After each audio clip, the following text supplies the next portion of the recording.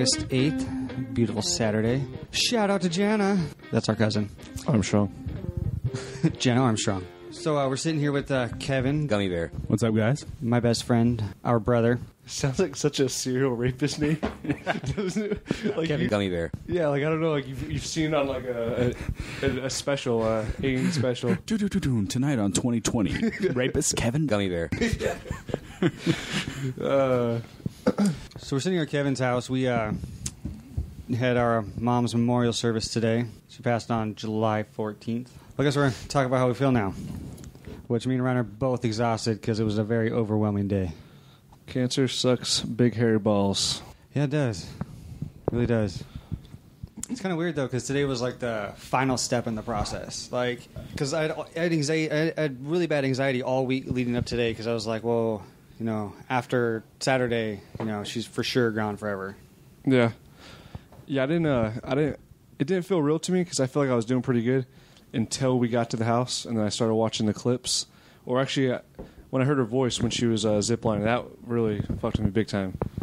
My throat got all swollen. I was like, all right, maybe I'm not as strong as I thought I was. I don't know, it's weird because, you know, Rory's almost 1, and your mom was the first person we told that we were pregnant and going to have a kid. Yeah. So it was kind of a big deal. Worst person to tell. She can't keep a secret worth her life, you know what I mean? That's your mom. Nope. I don't know how she got it out of us, but she did. And, you know, just looking back, like 2 weeks ago, I think maybe it was a month ago, we watched our wedding video, and you see your mom in the video running out and getting the flowers and like, I need these, and pushing all the young girls out of the way. You know? You mean tackling the young girls for the flowers? And it was like a year, maybe a year and a half ago, you know, maybe a little, it's not quite 2 years because we haven't our 2-year anniversary, and seeing your mom like that vibrant and that alive, and then seeing what happened towards the end, it was depressing. Like, you see somebody go through those stages and it happens so quick that like you turn around and you're just like, what the fuck happened, you know? But today I think went well. A lot of people turned out. It was good to see everybody show up for your mom. It felt empty without her. Like I kept feeling like I should be able to hear her across the house. Like your mom just talking to somebody all loud, you know? Dude, when you told me that, I was like, holy shit, yeah, anywhere we've ever been with her, you can hear anywhere. You don't have to be outside to hear her. I mean, you can it's ridiculous. She'll be on the patio and she's in the living room and you still hear her talking or telling a joke to somebody, and then, I don't know, she always had a presence like that. Yeah, her voice was always carrying. Not just her voice, but her whole demeanor and attitude. Like, she was always just so energetic.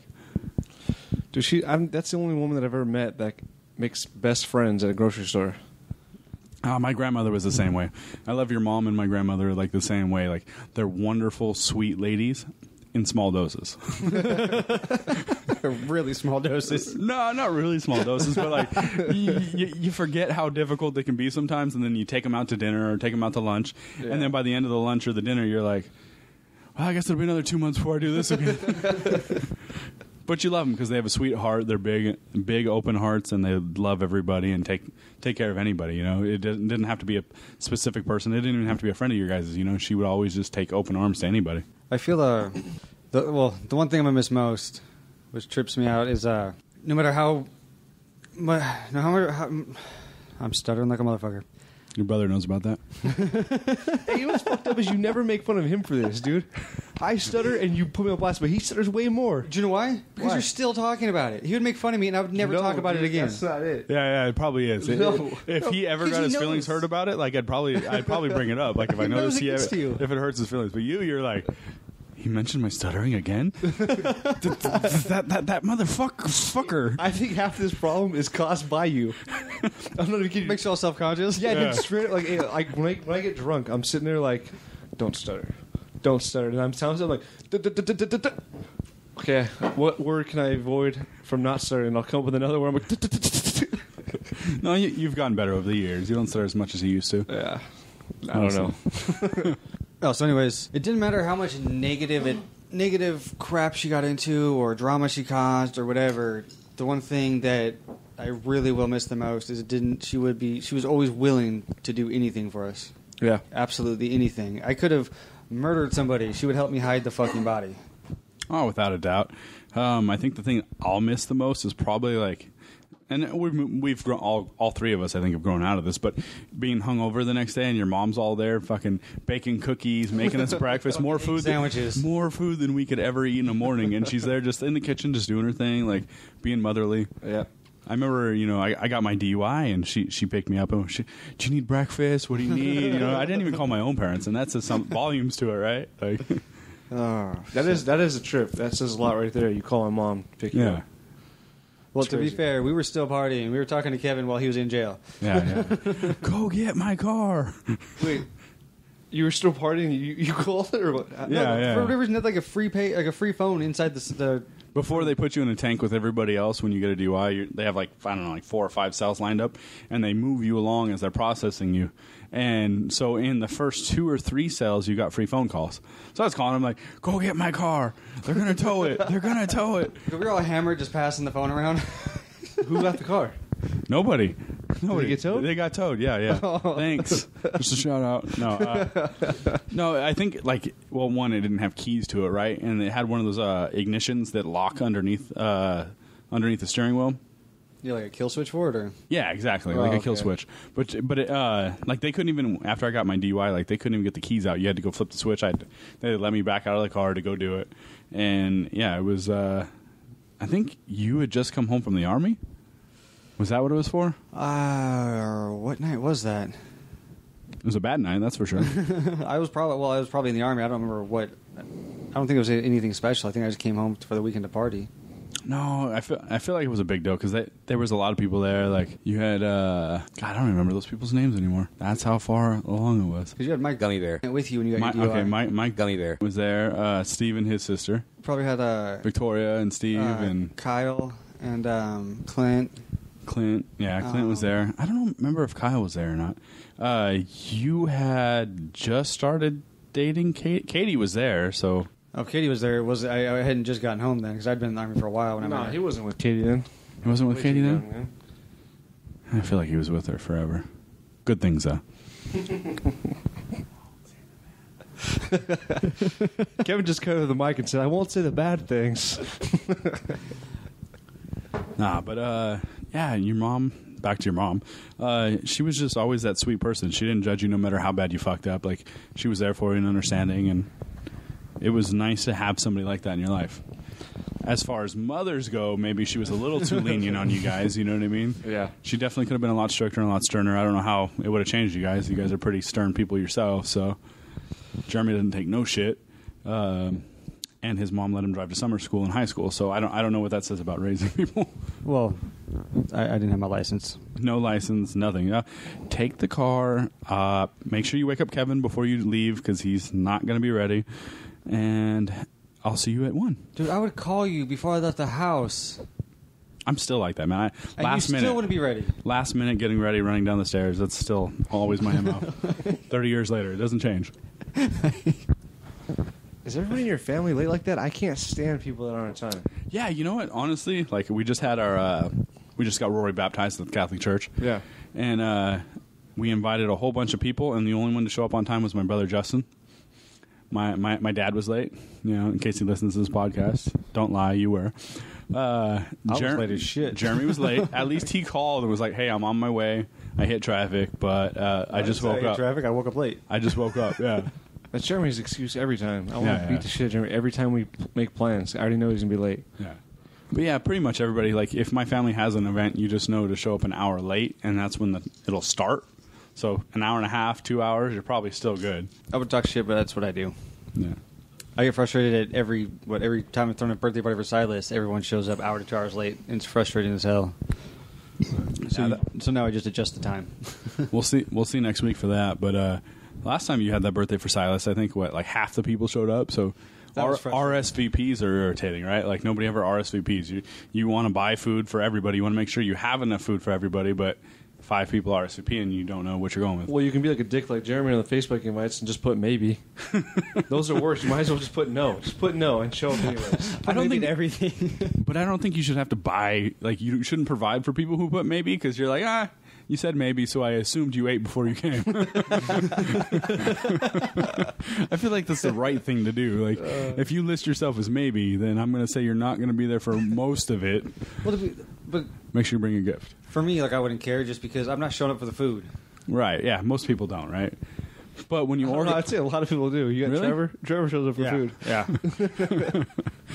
Trevor's like, babe, we don't have to make dinner tonight. We're saving $17. Oh my god. No, I don't know. I don't think very few places have I ever showed up for food. Although Jeremy's birthday or Silas's birthday, you had That that last badass one was taco rad. guy. Yeah, it was fresh homemade tortillas. I Like wish I that could was afford legit. that. I wish I could afford that again. I just want to go to a place that has that, like a taco guy that makes tortillas in front of you and serves you delicious tacos. Like that's not hard. That's not easy to find. You had it in the backyard That was of way your better. brother's stunning mansion. Yeah, that was way better than most like taco shops. That was amazing tacos. Yeah, you know, it's weird. It's really stupid, but I have a thing for wooden kitchen things. Like I have a wooden salad bowl. I think salad tastes better in a wooden salad bowl. Why? Yeah. So Plants in plants or what? yeah, I don't know what it is. I just feel like it tastes better when it's like that, and it's superficial. I'm sure, Does but it feel like you're eating all natural? no, I just think it tastes better. But like your little taco guy had the stir spoons. They were wooden, authentic spoons. Like you felt like when you made yourself some guacamole, like these are the nice little wooden bowls with the wooden spoons. It was awesome. I felt they were born in Mexico. I felt like yeah, like I was having a siesta. It was a trip too because it was really expensive, and so I was worried about how it was going to turn out, and it turned out awesome. And so it was totally worth it afterwards. Wooden bowls. I just think everything tastes better in them. I think it looks nicer when you have dinner, and I don't know what it is about it, but I think it tastes more wholesome and more family oriented when you have it out of a wooden bowl instead of a plastic bowl. I don't know what the hell it is. Are these wooden bowls like glossed? Yeah, they're like it's like bamboo. But is it glossed?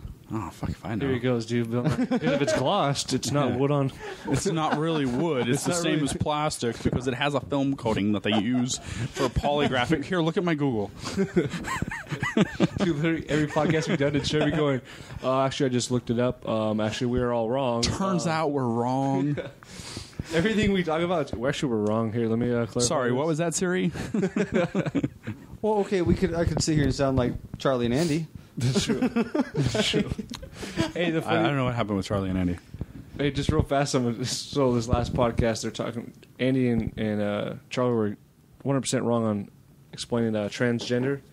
Well, Andy was trying to explain to Charlie the difference between transsexual and transgender, and then Andy says, "No, the difference is, transsexual is whatever, and a transgender has both male and female parts, which is a hermaphrodite." Right, which is a hermaphrodite. So A transgender is one or the other trying to be the opposite, right? So I get hits. They're like, "Hey, did you guys know you guys were wrong?" I'm like, yeah, no, we're totally aware of it. Oh yeah, it sucked too. I wasn't listening because I had stepped away from the mic to do something important. So Roll the joint. I actually have a transgender individual at my work, right? Really? And I'm not going to say the place I work because, I don't want to call anybody out. Yeah. But it's interesting because they had a meeting about it, and they waited till the employee was off for a day, and then they brought everybody together and said, this person will now be known. And previously it was a guy. And they're like, So they started working there as a guy? Right. And then they officially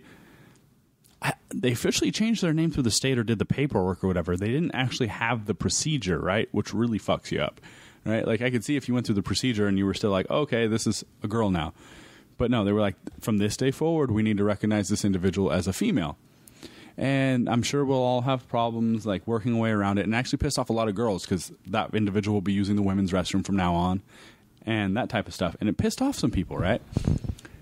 See, I don't think that's fair for, I have a lot of questions about this now, but I don't think it's really fair for women to have to deal with that. I think there should be a separate bathroom. Not necessarily separate, but like a unisex bathroom, for instance. Yeah. A better version. Where it was like a single restroom that was male or female, and that's the restroom that individual used for. Yeah, I don't think it's but then fair that to- qualifies as special treatment. How are they considered a transgender? I don't understand if they actually haven't got the procedure. I don't understand. Well, that. transgender is It someone... takes time to go through the procedures. I think there's, I don't really know, but I think there's more than obviously one procedure. Yeah. And I think once they start the process, and on their, for us anyway, where I work, as long as their tax information or state information reflects that they're a female now, Yeah. they have to go by that. Oh, okay. Yeah, so from what I read, from what you're describing, would be a transsexual. And transgender is when you actually make the transformation. He is going through the process of becoming a female, Does he have breast shit, or is he just dressed like a woman? It's somewhere in between. It's really fucked. So to be clear, this individual was really fucking ugly to begin with. So, like, as a male, it was a really questionable, like, is this a guy or a girl? Like, they were really funny looking, and you didn't, like, when they announced it, nobody, like, I don't know how anybody could have been surprised. Like, oh, I didn't see that coming. You know what I mean? It's just, you know these things. Well, like, so then the person was probably already starting the transformation at some point before this whole or gearing up their body, growing out their hair, that type of Yeah. stuff to go through the transformation. And they're a very nice individual. That being said, they suck at work. Like, they get to, so they don't have to work as hard as everybody else because they're afraid to say anything to them because they're a transgender individual. Yeah, because now that you're discrimination. And in a warehouse environment where you're working and it's about productivity and how many cases you can move per hour, how accurate your picks are and all that stuff, like, you get into a point where, you know, everybody falls in this category, and there are women who, you know, have a hard time meeting their goals. But now you're going to say something to them, but because you don't want to create a double standard, you're not going to say something to somebody else. Like, it's just silly. Yeah, that's. I know we changed topics here really fast, really far. I don't know. Well, no, I'm curious. Yeah, that's a real shitty gray area. Well, so it gets even better, and, you know, I will say I talk to the individual on a daily basis. Like, no problems. Nice as could be. A little dramatic for me. Like, you know, every time we talk, there's something crazy happening. You know. To be fair, it could be the hormones. Well, it could be the age too, right? Like, I'm so far beyond worrying about what happened last weekend. You know what I mean? I'm just trying to get extra sleep. But it's a trip. A kid will change that perspective. Right, exactly. You have a kid, and all of a sudden, it's not like, oh yeah, what'd you do last weekend? It's like, man, if I go home on time tonight from work, I can get 2 extra hours of sleep. Isn't that something? Yeah, your main goal is sleep. Yeah, it's really weird. It's like, how was your weekend? I got a lot of sleep. It was awesome. I got extra sleep. All right, so with this transgender issue, when your work had the meeting, did the meeting feel like insensitive or sensitive to the individual?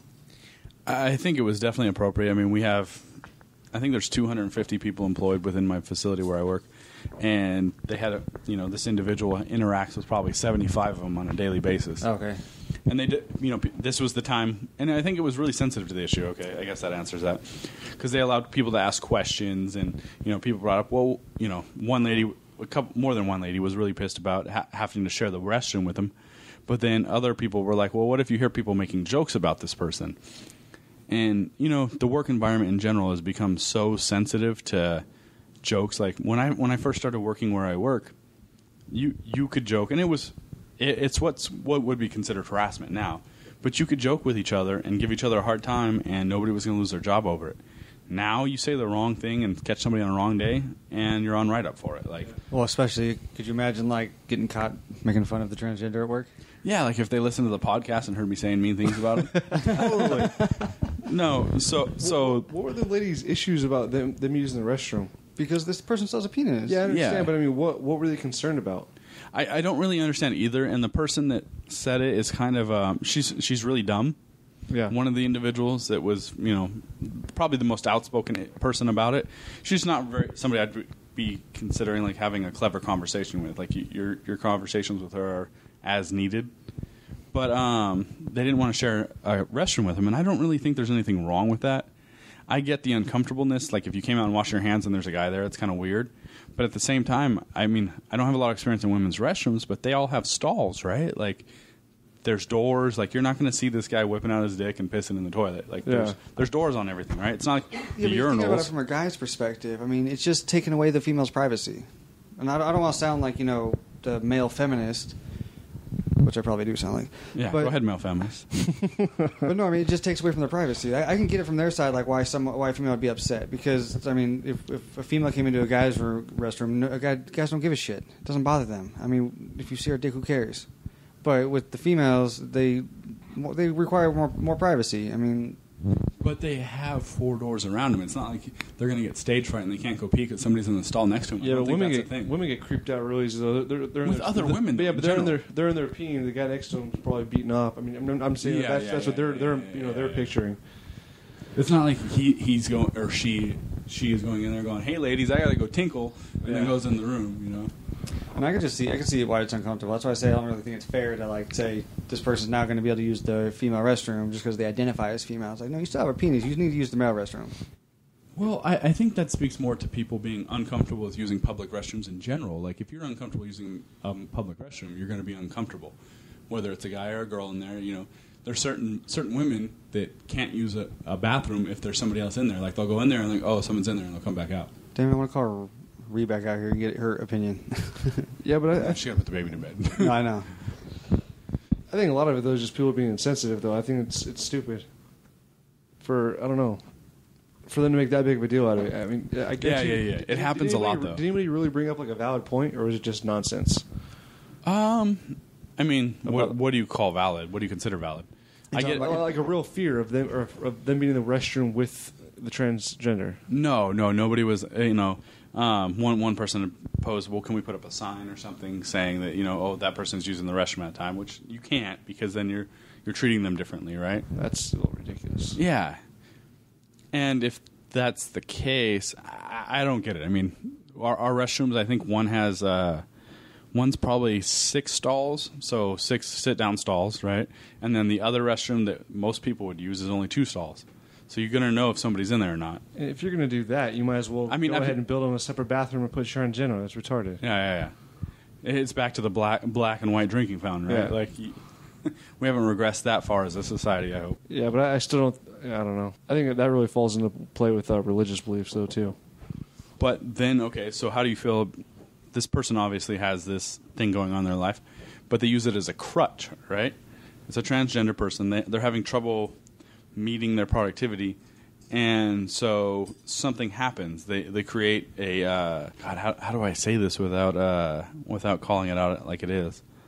Like, obviously, I didn't say where I work, so it's not that obvious. But this individual created a safety issue within their workplace because they weren't meeting their numbers, right? And they won't say anything to them about it because they're afraid of the backlash. Right. And so for sure be a lawsuit without question. Yeah, it would, definitely, hands down. And to further, I don't know, it's not approve or disprove, but the fire department comes out for the safety issue we have, right? And the firemen have to walk away because they started laughing. Like, what? Yeah, so like, they show up on site, and this individual's down, for a lack of a better word, and the fire department wasn't sure if it was a guy or a girl, and the individual that was working on them had to excuse themselves and step away to laugh because they couldn't contain themselves. Like, how many people witnessed this? Everybody knows. A lot of people, probably like 30 people. Was she aware of it? No. Okay, so how many people witnessed the fire department laughing at her? Yeah. I would say maybe 10 or 15, right in there. You were one of the lucky ones? Yeah. Kevin was probably dying along right there with him. I just, like, it irritates me because it's bullshit, right? Like, well, the special treatment is bullshit. Like going through this whole thing they want to do, that's fine, but the special treatment they're getting for it because everyone's scared to, like... Well, we didn't say where I work, and did you say my last name when we did the beginning? Yeah, take it out. Okay. Oh, well. Everyone juices the gummy bears by now anyways. Right, exactly.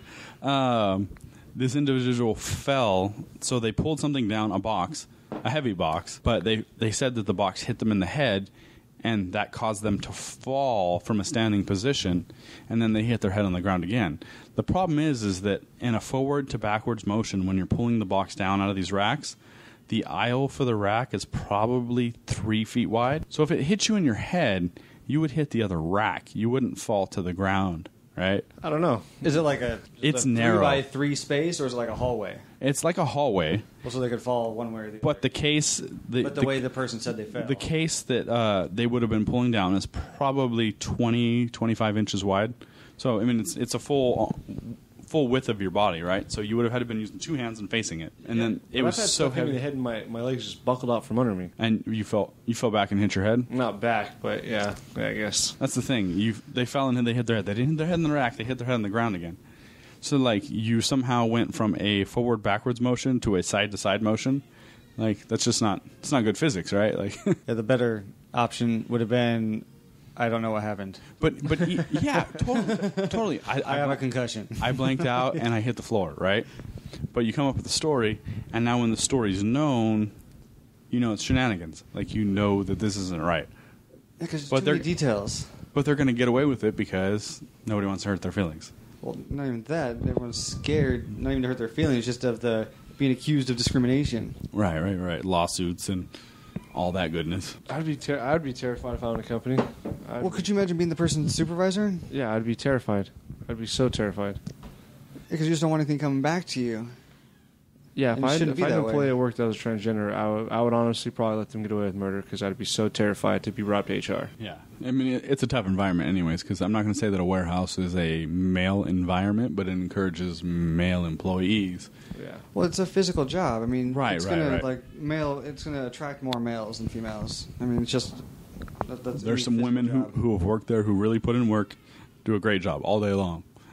But there's male feminists. Yeah. No, these were far from feminists. Like, no, you. Oh, I was gonna say these women are probably in with a bit bigger physique than myself. You know, most of them were lesbians, but they come in and they do a great job. Oh, so he's gonna complain about me putting candy in my mouth and not talking on my phone. Put it out here. They're going to talk like penis in your mouth the entire time. I'm a mouth. I'm a penis in my mouth.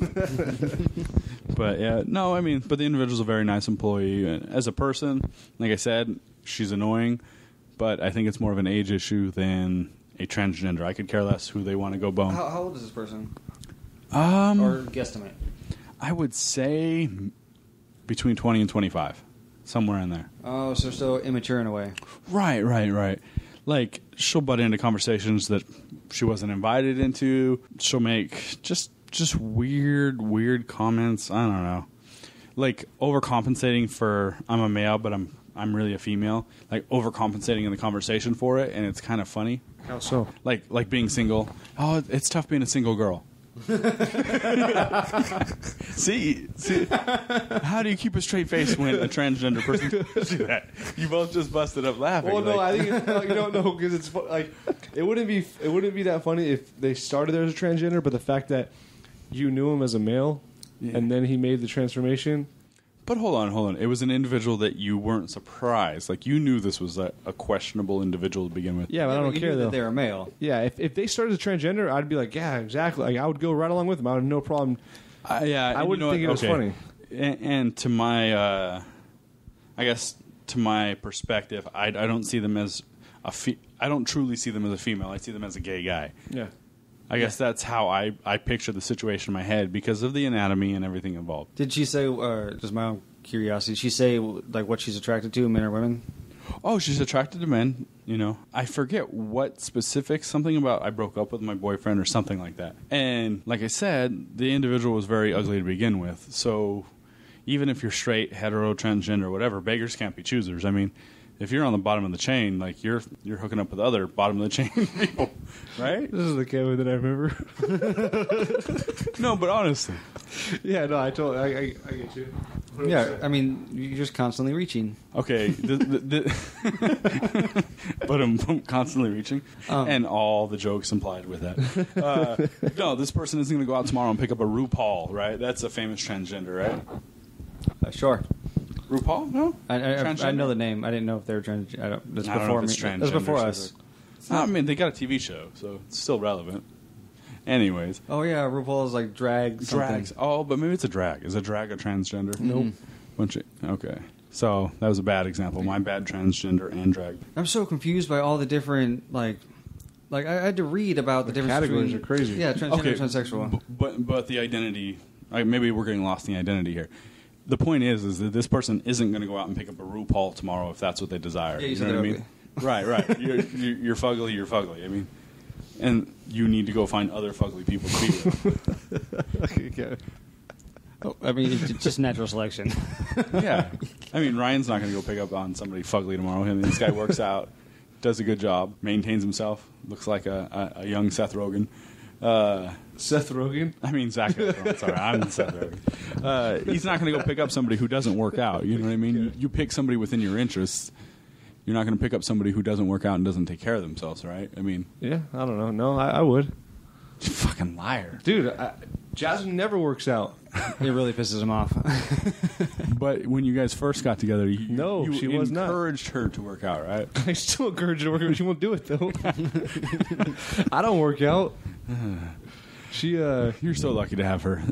See, so if you're listening, there is hope for you to step up in the ladder.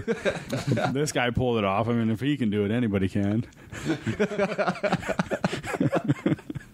Oh my god, Jasmine's gonna be so bad. No, it's a compliment to Jasmine. I mean, if you could pull off a Jasmine, then this individual might be able to pull off a RuPaul. Who knows? Not that Jasmine looks like RuPaul. See, this is getting convoluted already. Wait, who's the lucky one here? Shh, you are. You're lucky to have Jasmine. He's saying that, like, Yeah, but you're saying can- that. But you're saying that I wouldn't normally go for a chick that didn't work out, and I'm telling you, Jasmine doesn't work out. And she is. She's what? So you're saying she's below you? no. Well, hold You're on. saying that. I'm confused with what you're trying to say. Oh, I think Jasmine's way prettier than I am. exactly. That's what I was trying to say. Oh, okay. So you're lucky to have her. You stepped up in being able to get her. Oh, okay, yeah. Yes. Well, I was confused. You're getting in dangerous waters there for a second. I was like, this guy. No. I mean, I've been known to need to put my foot in my mouth, and this guy's about to go there right now. I'm way better than Jasmine. If it doesn't work out, we're done. Yeah, I'm totally aware that Jasmine's fucking too good for me. So that's what I'm saying. If this individual is out there, maybe they could step up a little bit. But generally, you're within your range, right? Yeah. If you were fucking ugly to begin with, you're going to stay with somebody who's fucking ugly. I'll try my hardest to step up my game. I appreciate it. sorry, I'm sucking on this Werther's. It's all right. All I can think about right now is that at 25, there's no way in hell I could admit to wanting to, being gay or wanting to be transgender or anything like that. Like, I barely started being honest with myself like a few years ago. Like, So you've never been scrubbing yourself with a loofah and thought, this feels good? That's retarded for you to say. You've never been in that predicament to say that. Well, no. Like, I'm amazed at, like, because I think it takes a lot of courage to come out. Like, at 25, I couldn't imagine coming out like that. Like, and just saying, because there's so much negativity around it. Oh yeah, of course. I think this is probably the best time to come out for somebody, though, is when you're in your right now 25. it's- Well, no, I mean, right now, too, but when you're about 25, you're kind of coming into your own. You're kind of becoming who you are going to be, But or who you've chosen to But be, right? there's some kids that are like 10 and 11. You could totally tell. Like, Yeah, for sure. there's a show out. There's that transgender kid, a reality show. Yeah. She's like 11 I've never seen or it. I 12. don't It's know. nuts. I've never heard of it. Yeah, it's a reality show. She's 11 or 12, I think. I don't know. Don't quote me. I've just seen the previews of it. Mhm. But she's a young little girl. I feel terrible for that kid. Like, that's not cool for the parents to be putting that on TV. Yeah, I don't agree with it either. But I know what you're saying, though. Like, it is a good time to be coming out at 25. I'm just saying, like, that I don't think I could do it. I know what you mean. You're been 30 put there. now. How do you feel about it? This is my coming out party. yeah, no. But I just think that you can't say that. You can't put yourself in those shoes. Yeah. No, but Because if you felt that strong, like screw fuck, you have a strong person. You're not gonna be like, oh, I don't want to. I'm gonna keep hiding the snow. You're gonna be like, fuck everybody. Who cares? well, I'm not saying because I've never been put in that situation. I'm just sitting here thinking about it. Like, it's a terrifying thought to, like, trying to think about having to do something like that. Yeah. I get that you're trying to sympathize for a certain audience here, but at the same time, like, you wouldn't. We've never gone through that. We wouldn't understand it. Obviously, it's courageous for sure. I don't understand any of it. But yeah, I don't either. Like, when I do see these people, and I have friends and friends of friends who are gay or within the crowd transgender, and they choose, or what's the other word? Not transgender, cross dressers. What's the word? Transsexual. All that. And most of them seem like outcasts somehow. Like, they don't have a lot of friends. They don't seem to be... Like, they have a close niche of friends, but they don't seem to be very social overall. Like, they're still trying... Okay, let me put this in a better way. They're still trying to figure out who they are, and they don't have a strong support group. Yeah. Most of the time. And that's unfortunate. Like, if that's who you truly are, you should be able to, raise that flag and march on, I kind of wish we had a transgender sitting here with us so we can ask them questions and get some real answers. It would be an interesting conversation, for sure. Well, check this out. So my neighbor, I sent her our fourth podcast we did. Mhm. And like we had some people cracking jokes, and she was like offended by like saying, telling us that like she was telling me like, oh well, how do you think? What if a kid were to listen to this? How would they take it? If you're letting your kid listen to this right now, I should tell you should turn it off. It's bad, right? No, but I'm you saying, should like- implement controls on what your kid listens to. No, but I thought it was. The ModeCast is not for kids. No, but the way she was breaking it down, I just felt like out of 5 people, not every one of those people are going to agree with, gay is right or like being gay is okay. Like I have no qualms with it. I have friends that are gay. I'm totally okay with it.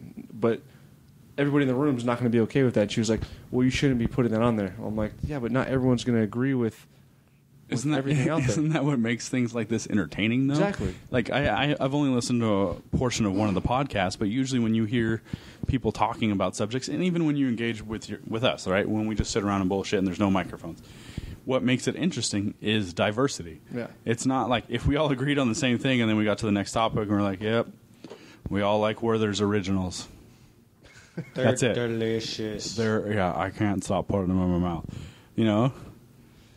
Yeah, I don't know. I was trying to come back with a better reply.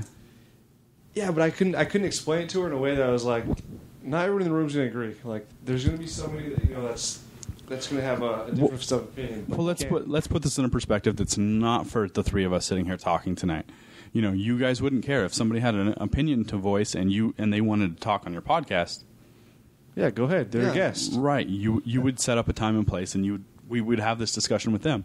It's not about whether somebody's right or wrong. It's just opinions on the subject. Yeah. We could be completely wrong, right? All day. All day, right? Well, I mean, but I honestly hope that there is someone out there who doesn't agree with us, because if there's no one that disagrees with us, then there's no conversation to be had or discussions to be had. Yeah. Then how do you grow and change and learn without, someone disagreeing? Well, yeah. And that's what I was telling her. I was like, I think voicing your opinion, you get to hear like the ignorance that people, on the topic. And okay, well, I definitely don't agree with that. I mean, I almost wonder how ignorant we're sounding right now, because we don't know dick shit about transgenders, yet we're sitting here talking about transgenders. That's an interesting analogy to use when you're referring to transgenders, right? I don't know dick shit about transgenders. Oh, man. I mean, that's incredibly insensitive of me. But, that's just our opinions, though. And everyone's got one. No, I know. I'm just saying, I may be sounding ignorant, and that's fine, because if somebody out there calls me on it and can teach me something from it, then awesome. Yeah. I mean, that's the whole point of this, right? Yep. To grow and learn and get to know our friends. I guess I was so, not offended by it, but I was like, well, everyone that we're going to have on the show is not going to be the greatest, oh, my God, they have the greatest opinion or greatest view on things. Like, no, right. Everyone has a different perspective. Hashtag Andy and Charlie. Hashtag who and Charlie? No, Charlie Andy was for it. Andy didn't care either way. No, I'm saying that they had differing opinions on things. The smartest opinions. I don't have the smartest opinions either. I do. But so it makes me so self-righteous and pious. I just keep referring back to episode 4. First, 20 minutes. Dude, yeah. So we took a brief break to bring in Kevin's lovely wife, Rhi. Hello. And basically to help out with my ignorance. And I asked her what she thought about if a transgender that was going male to female invaded her bathroom, and her opinion was that of Kevin's, and I'm wrong. In this instance, anyways. Well, let's talk through it. So if you had a transgender individual at work and you had a multi-purpose bathroom that, there was women's and men's, would you be okay with a transgender individual using that restroom? I think people... When? For how long? That's fine. Okay. Moving on. Keep going? Yeah. Okay. I just feel that people who do switch over or who have identity issues truly believe that they're that gender. And so I don't think it's to get attention or that they're sitting there trying to prey on women in the bathroom, that they're dealing with their own struggles and demons. And well, I liked what you were telling me, where it's like you talked about more of the people who would have what I was talking about. I can understand how a woman would not appreciate someone who calls themselves a woman but still had a penis invading their bathrooms or using their bathrooms. But you brought up the good point that the only reason people would have a problem with that is because of their fears. Yes. People, the way I see it is that most of us are comfortable and know who we are. We don't have an issue. We know I'm a female, you're a male. We're okay with that. You don't feel like you should be female. These people feel that there's someone different. And how can we even begin to understand what they're feeling? And so I think what you need is a little bit of compassion for people who are dealing with these problems. Because you kind of may realize that it's just don't like if I don't give a shit. I'm comfortable enough with myself that's whatever. If a transgender was using my bathroom, who cares? But I just like to put into my mind the fears of it. That anybody who would have a problem with it, like female does have a problem with that. It's their fears, because like Kevin said, when you go to the bathroom, you have 4 walls around you. It's just a stall, and like you said, you worked with a lesbian. You never thought anything of it. And no big deal. No, I mean, and we talked about this just a minute ago. Most women are pretty, Yeah, so to chime in on it. So, like, when a guy walks into the restroom, if there's a guy at the stall or the urinal, generally the rule is that if there's an open space 1 space away, you take that 1 space. You generally don't go stand next to somebody and piss if there's 5 other empty stalls next to him. Ryan does. It's more of a untold courtesy, right? Like, you guys know that. Do you? Right? Or is it just me? I sit down and pee, so I don't know. Yeah. I've known that for years, but it goes more into the transgender issue than we want to talk about tonight. But generally, when you go up to a urinal and there's already a guy there and there's 3 other urinals, do you line up to the number 2 spot next to him? Like, Yeah. Yeah, you don't pull up next to the person. I've had that happen to me several times in bars, though. Yeah. I don't understand it. I love that. So when a guy comes next to you, what's going on, man? It's like, dude, this is not look, okay. no hands. You're spelling your name in the ice. Like the ice? Where you at, TJ? Yeah. There's a couple places you go, they still have troughs. I hate those. Baseball I get stadium? such stage fright. Yeah. I'm sitting there trying my hardest. I hate those. Okay, I'm gonna go in here and I'm gonna focus. I'm gonna pee. I'm not gonna let anybody look at my penis. But when you go in drunk, you're like, "Sup? Yep, that's what I'm working with." I like seeing how much ice I can melt. Hey. What sucks though is, especially when there's somebody behind you, like, oh my god, it's been like a minute now. And they know I'm not peeing yet. Come on, pee. Hey, it's like that character on Waiting. That's exactly what I was going to say right now. I was like, have you ever seen Waiting? I've seen it, but I don't remember the character. The guy's like in the bathroom and he hears voices like, why don't you pee yet? Like, and I don't remember that. He's been standing there forever. Yeah. The guy who's working a double shift for the broad that he wants to be his girlfriend. And Justin Long's guy. No, not Justin Long. Some other side character. Oh, okay. But he has a problem peeing because he thinks people are staring at him. I actually had that issue for like 6 months. It was really bad. It was killing me. I have that. I have stage fright issues when I drink a lot of water during the week. Generally, like if I pee a lot more than usual. So I'm like, every time I gotta go, like I'm like, oh, okay, I think I gotta go, and you go, then I'm like, oh shit, you're standing there like, focus, and then somebody turns on the faucet, and you're like, there we go. But like, if on a normal basis, I don't drink a lot of water. I'm underhydrated, and when I have to go, I have to go, so it's not an issue. But like when I go a lot, I have that issue. Like I have minor stage fright.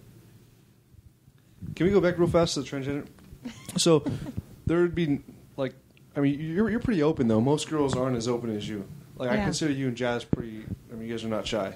No. I mean, for everyone listening, I don't she's sitting in here talking about my wife. She's sitting in here with no bra on right now. Yeah. That just shows how open you are. But I'm saying most women, I don't think, would be as open-minded. No, but I think that brings up the whole fear thing. Yeah. But like I said before, women in the bathroom, it's not like we're the most telling either. What would other women's fears be, though? I think women are afraid to be sexualized. That they're going to be. That doesn't seem like the right word. I don't know how to. I think the fear is the unknown. Like you don't understand what this person is doing or what they're going through, and you're not familiar with it. So therefore, you just don't accept it. Let me see if I got this right, Jeremy. So what you're saying is the girl in stall A doesn't know that the girl in stall B went to Taco Bell for lunch. That's what I'm getting. That's what I'm getting. So like she had a rough lunch and she's going to be blowing out her ass. I'm thinking like that. What I was saying is the people that don't want this person at his work, transgender that we're talking about. We're back to there's the person that we're talking about his work. The only women that wouldn't appreciate that person or doesn't want that person to use their bathroom, it's probably mostly based on fears. Their fears of that person. Yeah, I could see that. Like where somebody has a fear of a transgender individual outside of the bathroom issue. So they were going to have an issue with whatever this person does. Just them being transgender offends them, so they're going to be a bigot all the way through. Yeah. Okay. I get that. That makes sense. I really would like someone in here that's would really find that situation awkward. That'd be my mom. I don't want to know some genuine fears, like some genuine fears like that. Like, I don't want them to hear me poop. Like you just got on. Well, yeah. Well, I mean, that's different than the whole, being scared of not being scared, but not appreciating a transgender in your bathroom. Yeah. Let me ask you this: so you, as a female, go into the restroom, and there's somebody in one of the stalls, and I'm pretty sure women's stalls are like men's stalls. You can see the legs of the people, right? And they're standing up peeing. I think that would bother you a little bit. So this individual hasn't gone through the process completely yet, so they can still stand up and pee. And it's, so you walk into the bathroom and you see that happening. I don't even think I would really even notice. Because I'm even one that I don't even want to peep through the doors to see who it is. I kind of glance just to see real quick. Sometimes there might even be an empty stall, and I'll kind of just tap them, see if there's an empty one. And I'm like, okay. And then go inside. Do you flush when you let go, or how's that work? Well, I don't poop in public. If you were to poop at work, how would it go? Well, I've always worked in a place where you have your own personal so there's stall. not several stalls. But yeah, if I had to, I guess I would flush as I go. Dude, I'm that awkward guy. I come to a stall and I make eye contact with you. I'm trying to find out if there's somebody there. She's like, dude, I'm obviously using this. Go to the next one. I'm that guy in there oh man, he knows I'm on Clash of Clans. You brought your tablet with you, bro? Yeah. What are you doing in there? I don't know. I've heard women that are just kind of just letting loose in there, and I'm like, I can't be like that. So I'm pretty modest in there, but I don't think I would really. Well, I like Kevin's question though. If let's say it's a public restroom, there's 3 stalls, and then you sit down in the middle one because you're an asshole, and the person comes into one of the stalls next to you, and their feet are facing the opposite direction of your feet. That's a clear sign that they're standing up and peeing. That would. It wouldn't bother me. Maybe they have that Pee-wee thing. The P-mate, the P-mate, the funnel. Katie had that. Yeah, you've seen those, Rhiannon? Yeah, for when you're camping and stuff. Yeah.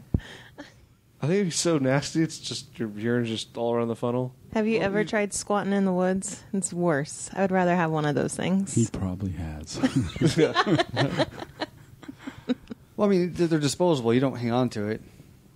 I thought it was rubber or something. Yeah, it's a plastic one. Oh, yeah. They have a plastic one. It's called Pee-wee or something. Oh, well, the P-mates, they're little thin cardboard ones that are one-time use. I think, though, that'd be much better than... Do they have a plastic coating?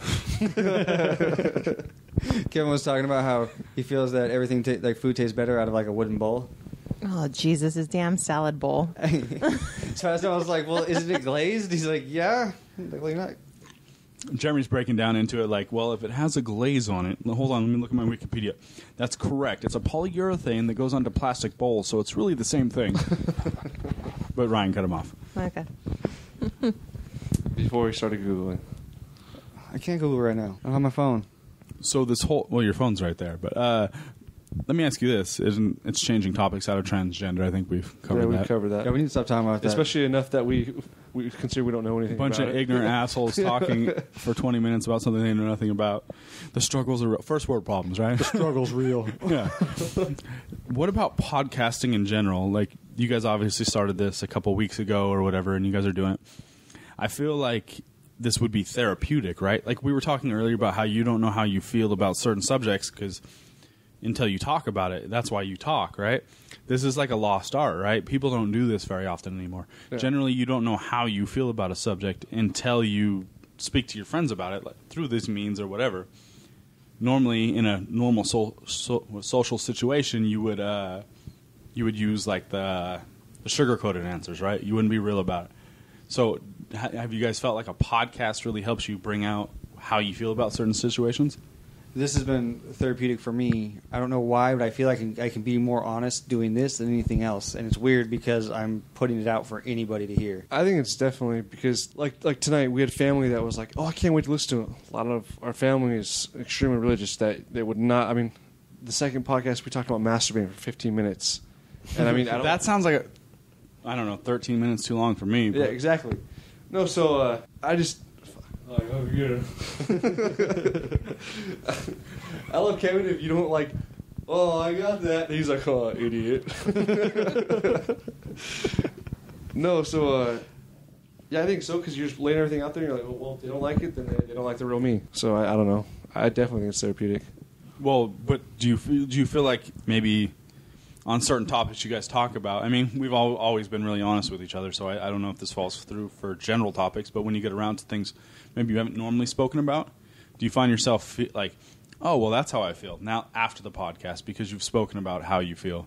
No, if that makes sense, I don't know. No, I censor. Well, when I'm talking to people that I don't normally talk to, I censor myself and I keep the conversation minimal. I don't really try to get deep into a subject with them. It's just not comfortable. Like, but I can sit down with my friends and get deep into a subject. And if anybody else hears it, I don't care. But I don't know why I'm that way. I think I'm that way either way. I mean, I don't care if I don't know you. I'm still gonna be pretty blunt. I'm not trying to sugarcoat anything, but like, I just don't get deep into. I don't try to go as deep into conversations. No, I'm saying, like, you know, I'll be an asshole, and you're like, "Whoa, that was a little unnecessary." Like, with certain things I'll say, I should have shut my mouth over. Yeah, I get you. But I think I just lost my train of thought. All right. Well, what I was getting at is like you speak on subjects, maybe something that wouldn't normally come up in everyday conversation, but you find yourself like your opinion on it is different. Maybe you never thought about it, but also speaking to somebody else, you feel your opinion come out more. My opinion comes out more here. Yeah, in a right podcast. Now. Yeah, right? definitely. It's like a lost art. Right?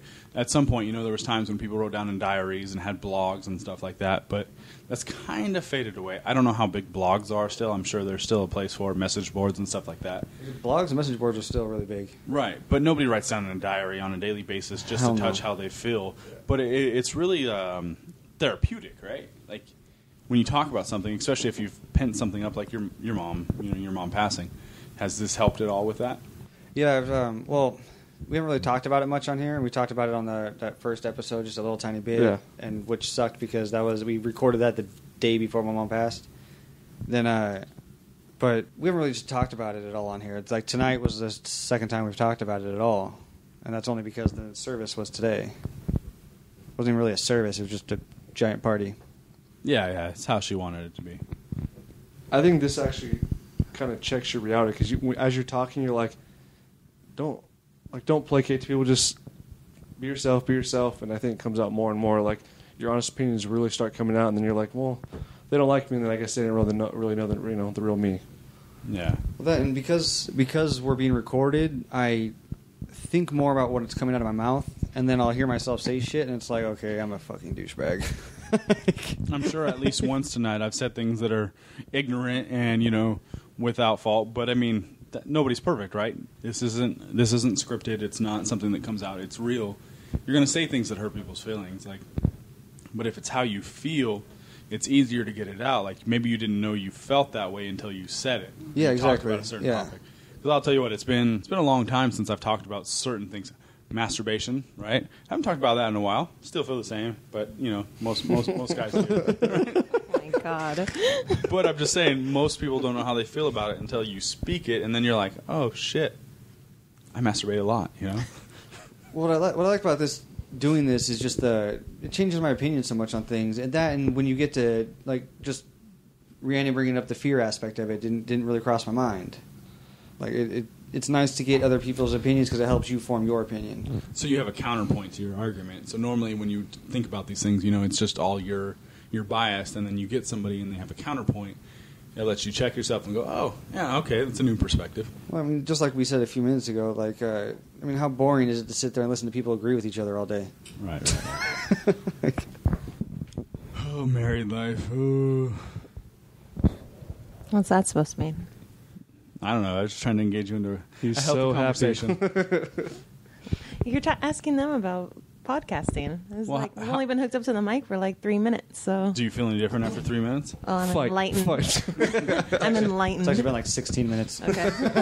Yeah. It goes by quick, right? Yeah. Do you feel like this would be therapeutic, though, talking about something and having a counterpoint? Like you don't engage in very critical conversations on a daily basis. Yeah, I think it would. Sometimes I think about it, and like I could hear you guys in there, and I'm like, oh yeah, like thinking of different things and hearing you guys. And Okay, well, you've listened to some of their podcasts already. When you hear these things, does it cause you to like, oh yeah, this is this is how I would feel about that? well, I really couldn't relate much to Ryan, Trevor, and Charlie's masturbation habits. So Together? You wondered though about what guys do. I though, right? was enlightened a little bit. I was like, wow. I'm pretty sure we've talked about that. Ryan's backward hand against the wall thing, right? No, I actually didn't know what that was. You didn't know about that? No. Oh, I've heard about it several times. It's bulletproof. You want a demonstration? No, it's okay. It's actually already on YouTube. So. But then, of course, in my mind, when I was listening to that, I was like, this is funny that these guys are talking about this, and yet I know their wives, now. And, babies and trying to have babies. And it's just interesting that you get a different perspective of somebody. And not that it's bad, but it's just... You learn people a little bit more when you hear what they have to say.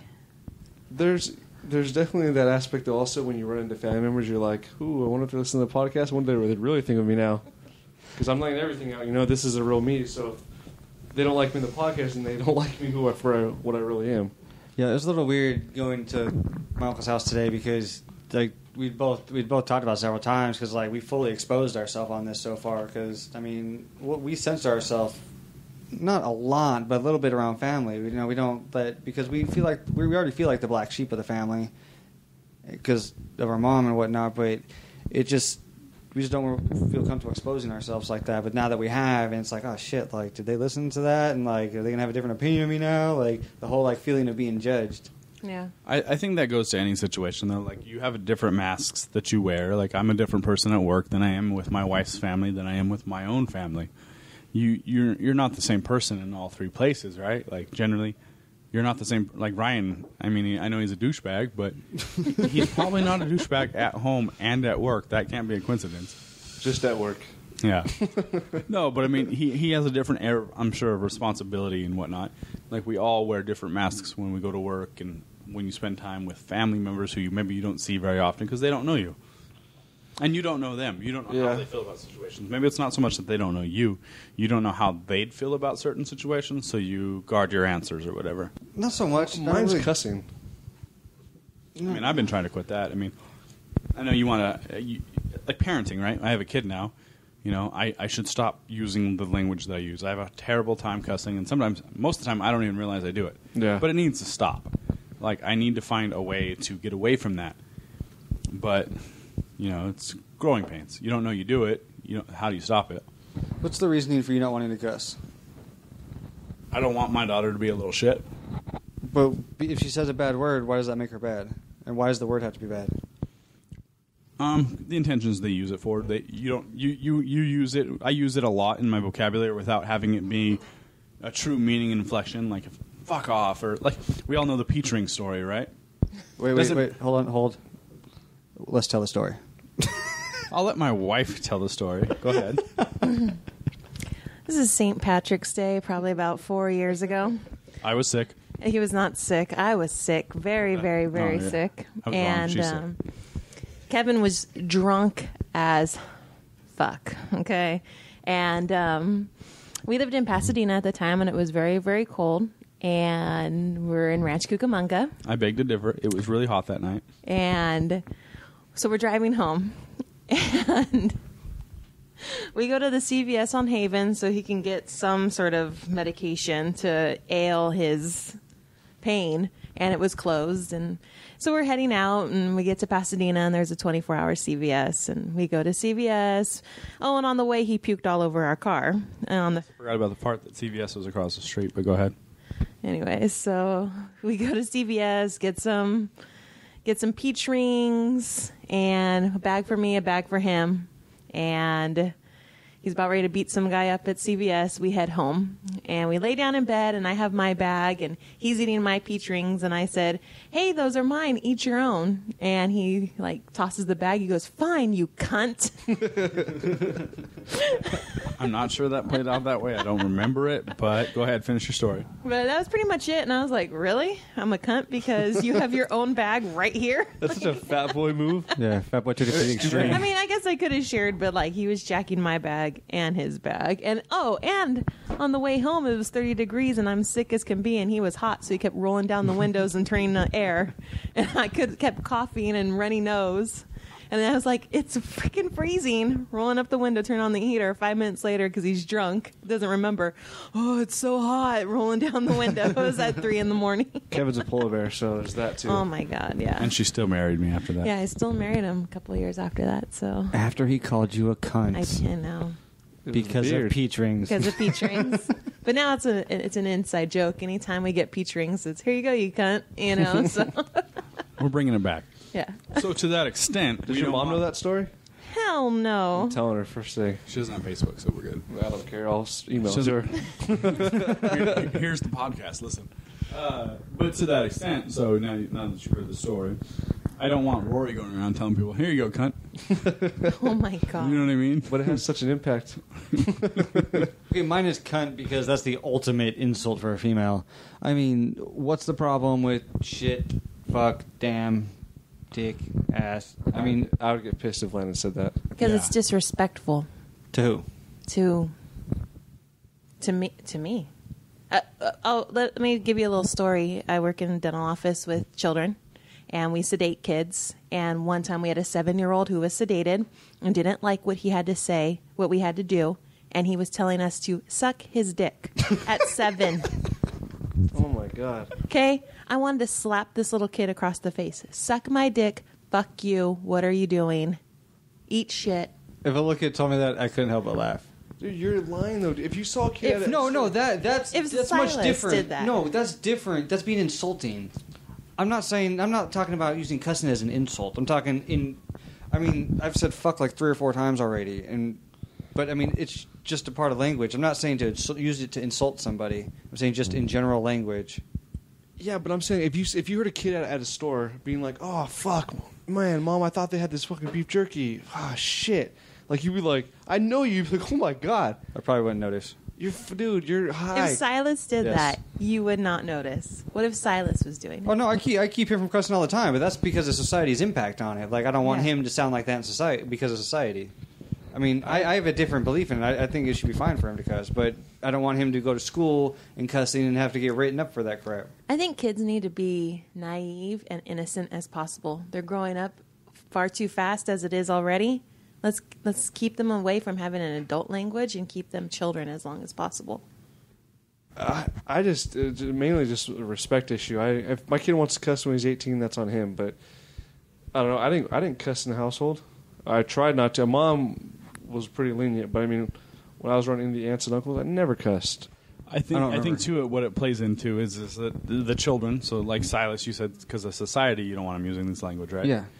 But at the same time, he doesn't know enough about language and speaking to know that it's what it's a part of and how to be what's the word? How to be offensive and not be offensive. You know?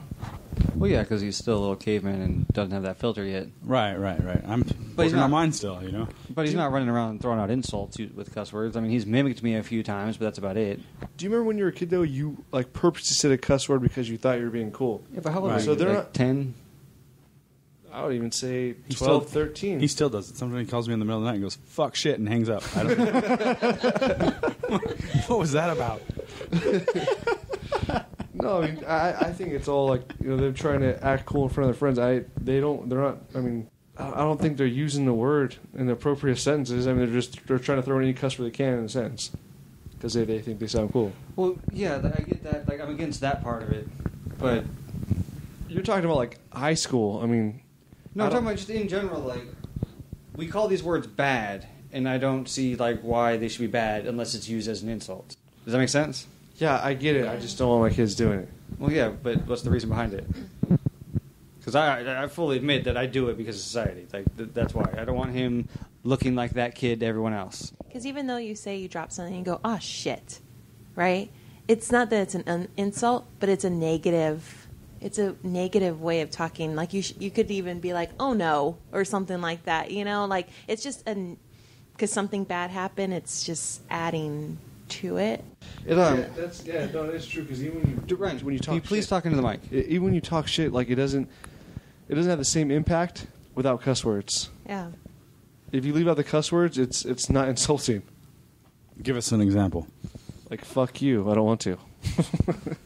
Or if you just say, "I don't want to," Like for me, like there's a difference. like I'd say a good 70% of the time, I don't even realize a cuss word just came out of my mouth. And I mean, you call me on it all the time. I'm talking to Ryan, by the way. Yeah, because the first the first cuss word my son's going to say is because of you.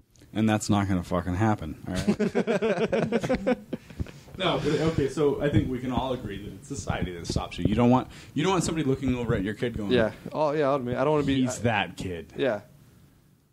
Because I do try, and yeah. You have a modeling of good parenting in your head, and it doesn't involve Yeah. your kid running Yeah. around telling people to fuck off at the grocery store. Yeah. Yeah. But I think Jeremy's also getting to the point that's not insulting and that's not fuck off. It's just going like if they go, oh, damn, or something Yeah, like that. yeah. Or shit, because he did something. Yeah, I never really looked at it that way. But it's the power of giving what people give to those words to make them bad, right? It's not inherently bad until somebody feels it's bad. If everybody feels that word's bad, then obviously it's going to become a bad word, right? Just like, I've heard this argument once or twice before, but using the word nigger in rap music, they say that because they do that, By it the keeps way, the they word don't alive. say that. They say nigga. Whatever. I'm white, and it makes it racist when I say it like that. So, but I mean, it keeps Just the word emphasize alive, right? the I think that makes it more racist. I enunciate. My bad. But I mean, it keeps the word alive, right? If nobody ever used the word again, we would stop using it, right? I keep saying I don't like the idea of saying they, but People they're using it. don't they use say they it- people. Just use they or people. They're using it as an empowerment, though. That's what the argument I've heard is that they're taking it over, Right. and I like the idea of that. It's a great idea if it pulls it off, but it's definitely keeping it alive. If it had a negative image and you're going to try to overcome that image by using it in other ways, you're still keeping the word alive, right? Like you're still gonna leave. Yeah, I see your because point. that word is relevant still. People are still going to use it in a negative way because it's seen that way. Whether it has a negative inflection or a positive inflection, people are going to still use the word regularly. Yeah, I see your point. It's but how do you squash a word? You can't just. I mean, you're just gonna kill it. But Or okay, so if erase it it? never got used in a good manner and it was only used in a bad manner, and then everybody kind of looked down on it being used in a bad manner, kind of like a special situation, right? Eventually, it would disappear from society. There would still be people that use We're it. actually doing it right now. We're doing it right. Our society's doing, or our culture is doing it right now with fag and retard. Those two words are both like being completely stamped out, and I understand why. I guess the same thing could have happened with the N word. Yeah. Okay. Retard's a good word to use, right? It's offensive. It's really offensive to some people, right? We can all agree on that. But I don't associate it with being Special. Yeah, I don't. Handicapped? I don't associate it to people who are of special needs. No, That's a really unfortunate situation, and I don't use that at all into other life situations. Yeah, I only associate it. slang. I only associate it to my friends that are saying something retarded. That's dumb. Now you're hurting dumb people's feelings. I mean, where does it stop? Oh, Kevin. Before I fucking lose my thought, I like what Rhiannon said earlier that we should be keeping kids as long as possible. Because I agree and disagree. I agree in a sense that, yes, I don't think they should have to do grown-up shit. But I also disagree because, in a way, you need them to do adult shit to set them up for their... At what point do you say that? Where do you draw the line? All right, so in your guys' opinions, Ryan's obviously more strict than I am, but how do you look at us with how we are with our kids? I can't answer that officially with you guys in the room. Yeah. Do you want us to walk out so you can say it into the mics? We're going to record this on the podcast without you guys. Tune in next Tuesday at 5 for the special edition podcast mode parenting. No, You're not gonna hurt our feelings. Well, I mean, how far do you think we're going with because in a way, we try to make sure our kids are having a lot of fun, but we also need them to understand respect and discipline and everything. I personally hope to land somewhere in between. Ryan's really strict on the kids, and you're really tough on Silas. And I like both. There's things I see in both of those situations that I like, but sometimes I don't know if it's different because I have a girl too, and I don't know if that's setting up the gender difference or whatever. But sometimes I want to hold her. Just if she wants to be held, I want to hold her. You wouldn't do that with Silas.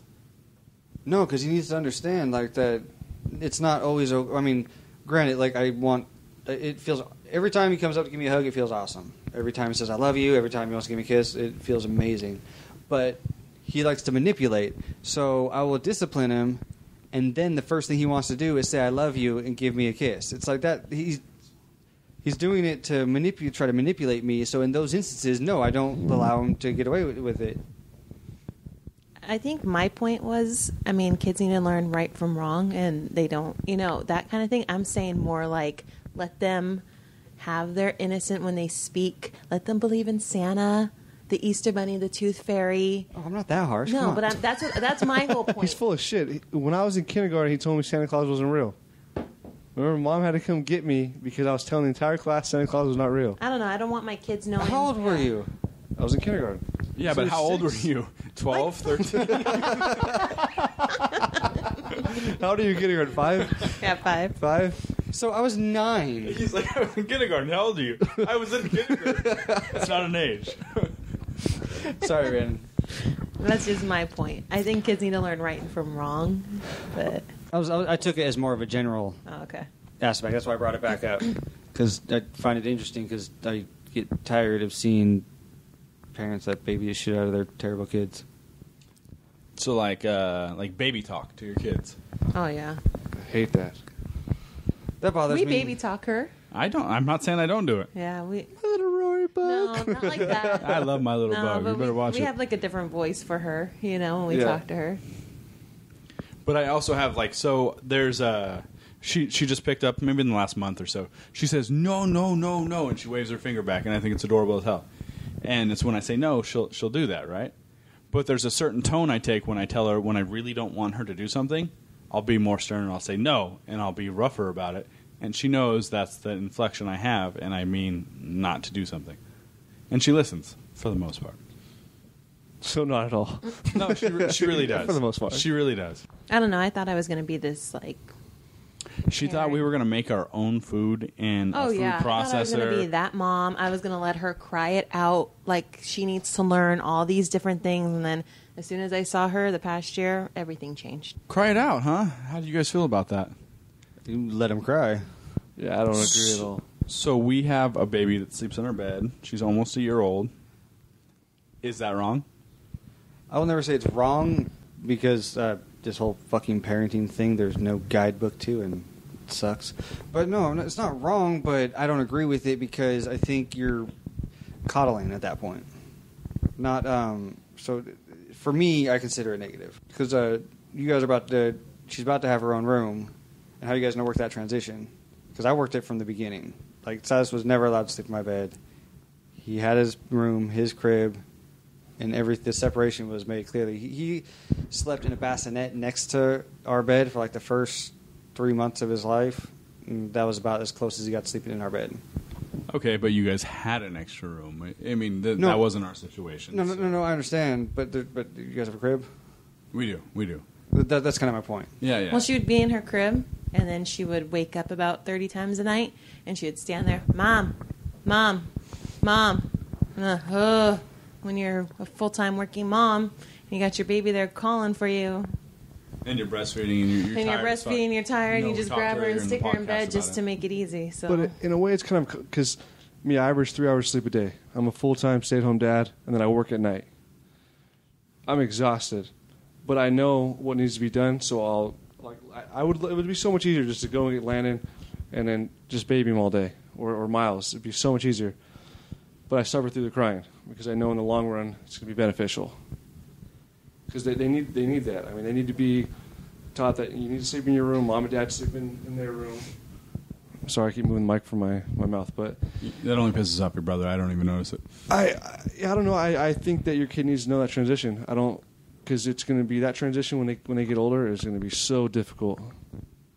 I don't know. Well, you know me. I don't know. I was anal. I did a lot of reading because I was just so paranoid. But Well, plus the reason I have my opinions about the same thing is because the child psychology class I took and the marriage and family psychology class I took, and then all the internet reading I did.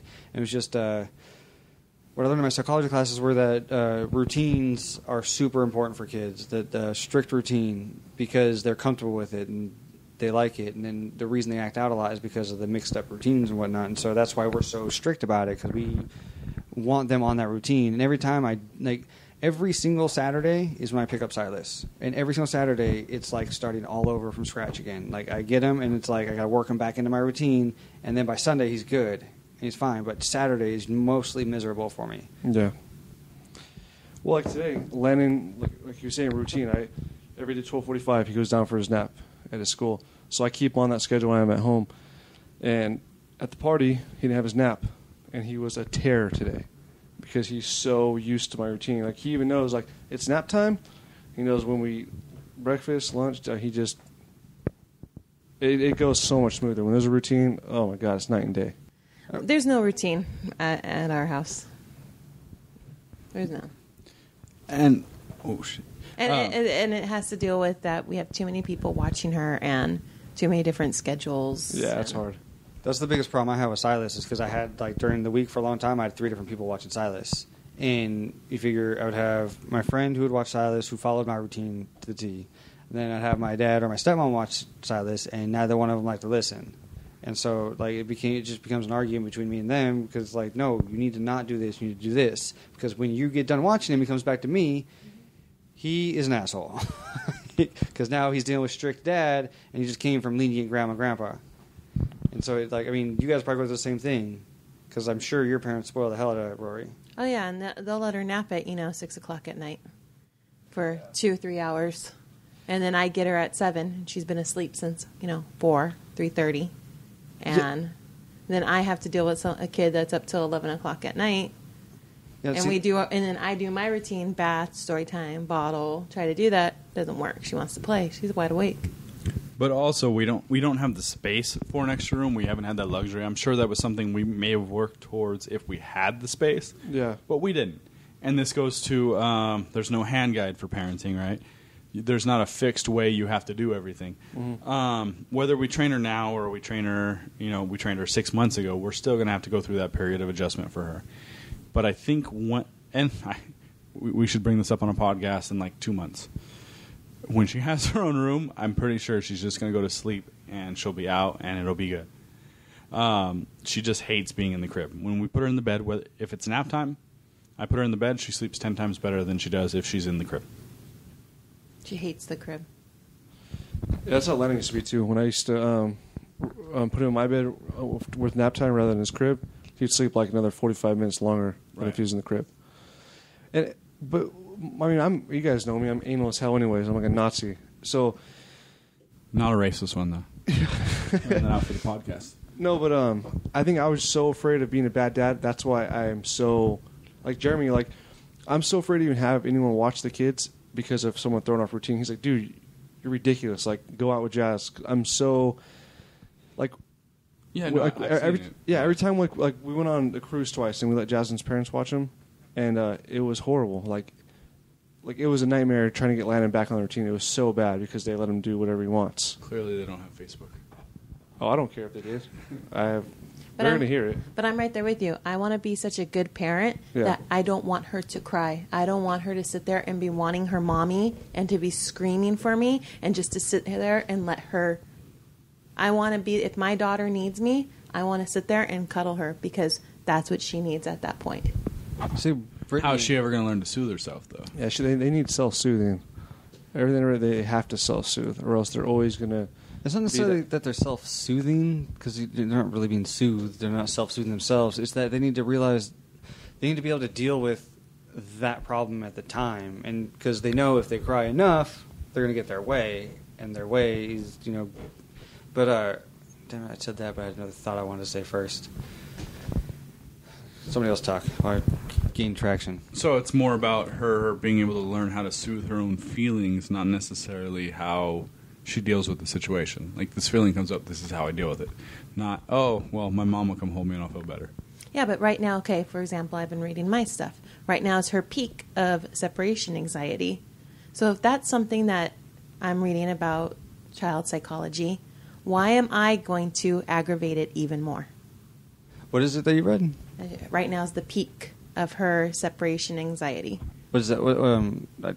from I know what Evan and separation I. anxiety is, but why is it right now her peak? That's just what they're saying. What's That- she at this- separating from, though? At this age? Generally, at the stage, the emotional development stage of where she's at is at a peak for separation anxiety. What do they mean by the peak for separation anxiety? That her anxiety is going to be at a peak at this age for separation? Yeah, for yes. I worded that badly. Yeah. That's terrible. But yeah, You guys know what I meant. Yes. she's more susceptible at this particular She's- age to separation anxiety, or Yeah. more so to the point at this age you're going to feel a higher level of her experiencing separation anxiety to be aware of it. It doesn't say to hold her or not hold her. It But just it's lets you just know. letting you know that this is what she's dealing with right now. Oh, well, but nothing. I would never say like ignore your child. Just don't give them exactly what they want. Like I remember what I was going to say. Brittany had asked me because about my disciplining with Silas, because she's like, "Does his crying bother you?" I'm like, "Yeah, it fucking hurts the heart. It sucks." But he needs to know that this is a consequence of the way he's acting. I just feel as they get older, if the behavior continues, it's just harder and harder to get a hold of. to 'Cause bring you- down. Yeah, because you're starting a pattern and they're getting used to it, and they know that they can just keep doing it. It's just going to keep progressing, and you bite it in the butt. I mean, well, Ryan's seen it, but as Silas has gotten older, his acting out's gotten worse and worse. Way worse. I've never seen So, Silas. you guys are both fans of schedules, correct? Yeah. Right. Mm-hmm. Okay. So would you say that if a child was on a perfect schedule and never had any deviation from the schedule, that would be the best situation for them? No, I don't agree with that at all. There has to be. I mean, There's gonna be deviations, right? You're not getting around it. Yeah. Like that's what I'm saying. I'm too anal. Like Jeremy's like, let him go. His schedule's got to be broken sometimes. But I hate trying to get it back because I feel like our routine goes so smooth. So when I do let someone watch it, it gets thrown to shit. I mean, Because then they let him stay up late, and Lennon knows when his bedtime is. So then they let him stay up late, and then he's normally used to get up at 7 o'clock. So he'll still get up at his normal time, but then he's cranky as shit because he went to bed so late. He doesn't sleep in. He's such good. Boom, 7 o'clock every morning he's up. I'm just agreeing with him. So you think that there should be a little deviation? So a kid should have both sides of it. It should have a schedule, but there should be room for. Yeah, at one point I was really struggling with her. Mhm. And do you recall my text I sent out to you and my parents? That I needed help, that we need a schedule because she wakes up whenever she wants, she naps whenever she wants, and then I get her and I'm struggling like crazy. And I got teased because I wanted to get a schedule about it. That's not true. Yes. She got teased how she asked for the schedule, not that she wanted the Because I schedule. told everyone needs to get on board. Everybody needs to get on my page. Yeah. How could you not You tease just- somebody for saying something like you that? should just text it out. Get on my level, ho. But like, all right, like for instance, this is what I'm saying. Like how I think when a kid needs to cry every now and then. Like when I was talking to Kev, he was saying that like Rory will cry in the car, so you guys will cater to her. That's just going to get way worse because kids hate being in cars. So like that's that's one that need like Lennon. How bad was Lennon in the car? Now he loves being in the car. Well, you remember those road trips with Silas? Yeah, they would cry the entire way, and I think I used to have to it's- stop in Temecula. To drive up here, I would have to stop in Temecula to let him out because he would scream from San Diego to here the entire ride. I mean, it's gotten better. During the day, she's fine. It's like she's got that witching hour, and it hits like around 6 or 7 o'clock, and then she just screams in the car. So I avoid taking her anywhere. But if it's just me, I mean, I'm not going to take her out. I'm just like, deal with it. Or I turn on the little DVD player back there, and she watches TV, and she's set. So, Oh, you guys are lucky.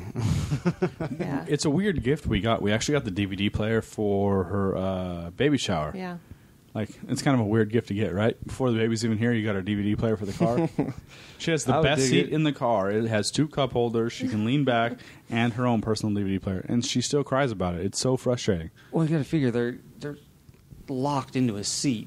They can't move. Right. That'd be frustrating as hell. So we just went up to Washington, right? And it was 19-hour drive, 19 20 hours. how did she sounds do like a that? nightmare. I would not want to take She kids. did really good most of the time. Yeah. Most of the time, she sat like a fucking, just a chubby little baby in her seat. She'd sit there and she would eat and watch the DVD player. We She watched slept through the Frozen night. like 20 times. Yeah, we watched Frozen over and over again. I hate Oh, those you guys songs. hate the songs I've had. We're so used to I just tone it out now. I just so. think it's unrealistic, but that's another topic all around. But see, I think an animated Do you movie is want to build a unrealistic. snowman? It doesn't have to be a snowman. No, but no, she did really good. But there were times when we had to pull her out, and if we like in the middle of the night when we were driving, and and this is catering to her 100%. There's no getting around that. She would cry in the middle of the night, and we would hold her, and she would go right back to sleep. But when she cries out during the night, if we don't hold her and we just let her cry, she'll just continue to cry it out, like cry and cry and cry. There's no soothing to her. To which I've also looked into that and done a lot of reading about that. And some kids, it just does not work. So you have to find another way around it. Yeah, that's what he experienced with Landon. You can let Landon there was because everybody would be like, oh, just let him cry. Like, no, he will cry for 4 hours straight. There were several people that told me that, and Landon would literally cry until it was like literally falling asleep. It was bad. I mean, Turning red. Dude, it was he'd cry till he threw up. That was all the time. It was a nightmare. But eventually, it worked. I don't know if it ever really worked with him. It's just like he started to understand. Yeah, pretty much. He knew he wasn't going to get his way. But I think my biggest downfall as a parent is I try to treat like my kids like almost like they're adults. Like when Landon's like doing kid stuff that he doesn't like, he's a kid. Like I lecture him over stuff that doesn't. He's gonna get in the mud. No, not like that. I can give two shits about that. So no, like what? Like he didn't do his taxes last year? Or? No, like I'm trying to think of an example. Like He didn't follow his Atkins diet all the way? no, like I went to go discipline over something stupid to even hit. I'm like, Ryan, like I forgot what it was, but there's He wasn't certain playing properly. no like stuff like that. I thought he was being rude, but he's a kid. Like I was like, Like to other people, his etiquette towards other people? yeah, or- exactly. But there's certain things that kids are gonna do. It's like, dude, you don't need to sit there and every time like say sorry. Like I don't know. I think I'm being over anal on that. I know that's my biggest downfall as a parent. I know I'm at too some strict point there. that I think that needs to happen. I mean, like my brother Justin, he's like that with his kids now. Yeah. But he has the most well-behaved kids you've ever seen. Like they don't step out of line. Like they listen, and when they're out in public, they behave properly. But I know that hasn't always been the case. Like, you know what I mean? They act out. Yeah, but Justin and Ashley are two people who are very different in front of their children than they truly are. They don't curse. They don't drink. They don't smoke in front of their kids. They have. Are you this- saying we can smoke in front No, of our I'm daughter? just saying that they have this illusion of this family. Yet when Justin will go outside, don't let the kids come. I'm smoking. Like he's just one of those people that he wants to have his kids. Maybe that brings up the whole innocent thing, where he's I like that in a way. Yeah, I do too. Yeah, I think- do too. But I mean, I just wouldn't. I couldn't personally do it just because I like the idea of being as honest as I can with Silas at all times. But I like it because the reason that drinking and smoking was so acceptable for me because my parents were fine with it. They drank and smoked in front of me, and so it was easy for me to pick it up. I've never seen anything wrong with drinking or smoking. that makes me go back to the whole cursing thing. Yeah. Exactly. Yeah, the but exact same drinking thing. and smoking is doesn't- actually bad. Yeah. Why isn't cursing though? Why is it? Because we were talking about the whole social thing and being Well, rude no. and insulting. No, So I said if they're using it in an insulting way, but we just consider these like our society says, ass is a bad word. I don't see it as a bad word, like at all. It's just an ass. I refer to it as just another word. Who gives a shit? If I found you to be niggardly, would that be appropriate? Well, if it was a word, then Oh, it's a word. Where's your fucking phone? Okay, Urban Dictionary. Is that what you're gonna pull up? No, niggardly means to be a miser or somebody who is a penny pitcher, which I imagine the wow. derogatory term originally came from that word. What now? just dropping knowledge. Kevin just dropped the mic. No, but I mean, I've read it in books, and I originally, when I first read it in a book, I was like, Kevin couldn't wait to bring that up in the conversation. I was like, is I've that been where waiting 10 years to say this. That's very is niggardly that of you. where it started out? Like, did you wait a actually second. read it, or was it in one of your audio books that you listened to? I read it, you dick. And that wasn't in an audiobook. Dick was something I learned from my father. I don't even. Wait a That's not minute. even a reliable source. That sounds That's terrible. not even a reliable source. It makes me sound like I was raised by a Catholic priest. Yes, it does. But yeah, I'm looking this word up. I don't believe you know. Well, so anyways, I don't consider because smoking and drinking are bad for your health. It is actually proven that's bad for your health. The only reason that we have bad words because for some reason people around us has said, "Oh, that's a bad word. Don't say that." I mean, if you're not using it as an insult, why is it bad? Okay. Because I'll agree that it makes you sound uneducated. It makes you sound like you're just lower level of education. And it doesn't sound classy. I'll give everyone that credit, but the words shouldn't be considered bad unless it's being used as an insult. Yeah. Okay. I see where you're coming from. That's why I like the idea of hiding drinking and smoking from your kids because you're making it acceptable. And it shouldn't be so acceptable because the smoking cigarettes and drinking alcohol is really dangerous. Since I quit drinking, I've had a little bit of a different perspective on things because after I quit drinking, it made me realize I'm a fucking alcoholic. Like, I wish I could drink still, but I can't, and I crave alcohol all the time. But I've yet to wake up I've yet to wake up. Since then, I haven't woken up since I quit drinking, I haven't woken up with any regrets. I hope the mic picked that up. But, Okay. what the hell did I just say? That since you stopped drinking, you haven't woken up with any regrets. Yeah, any regrets. And I don't feel like crap. I actually have more energy. I mean, I can get as high as I want to where I'm on another fucking planet. And I guarantee you I'm not going to make any bad decisions. It's not going to happen. And I'm not going to wake up going, oh, fuck, who did I fucking offend last night? Yeah. you don't feel like you traded one habit for another? No, because the one was already there. I just do it more now. That and because I do it more now, I'm more compassionate. I'm more willing to be open-minded. I listen better. I mean, Do you feel like he listens better and he's more compassionate now that he's I will smoking weed? actually definitely disagree. Or agree. Sorry. Disagree that he agrees? Okay. No, I'll definitely agree for sure. Even with the kids. I'm a lot more sensitive in general. Like, Yeah. it's really weird now. But I like if I That's go, what I've been missing all my life. I take sober days because you have to have them. I mean, you can't just be in another world all the time. And it's I don't like the way my thought processes work. I don't feel that I'm taking the time to be considerate towards other people. Like I feel really rude in general. I like the type of person that it like turns me into. And I think you actually try to be a lot more helpful. Like even like when I have the kids, you're like, here, let me do this, let me do that. Like you definitely go out of your way. So before he was smoking pot, you would say he wasn't very helpful? Not that. It's weird. I almost feel like weed gives him energy. It's really weird. It can happen. I mean, No, because like even with playing, it's really weird. Like when you play with him, he gets energy. yeah. No, with like with Cy or the kids, like you're such an asshole, Kevin. Oh man. For those of you that don't know Kevin, he's the biggest sarcastic asshole. Yeah, I'd have no problem telling Jeremy if he had an issue. I used to do it with him all the time drinking. He ignored me every time. But I used to have several talks with Jay, like, dude, hey, seriously, kick back with drinking. Don't drink and drive. So after I quit drinking, what did I tell you about the talks you had with me? Just choose to ignore him. Well, but it was you wanted me to confront like you're basically asking me to confront a bigger issue that I was never willing to confront. Yeah. Until it was forced upon me by a health problem. Then at the end of the day, how many people have died from weed?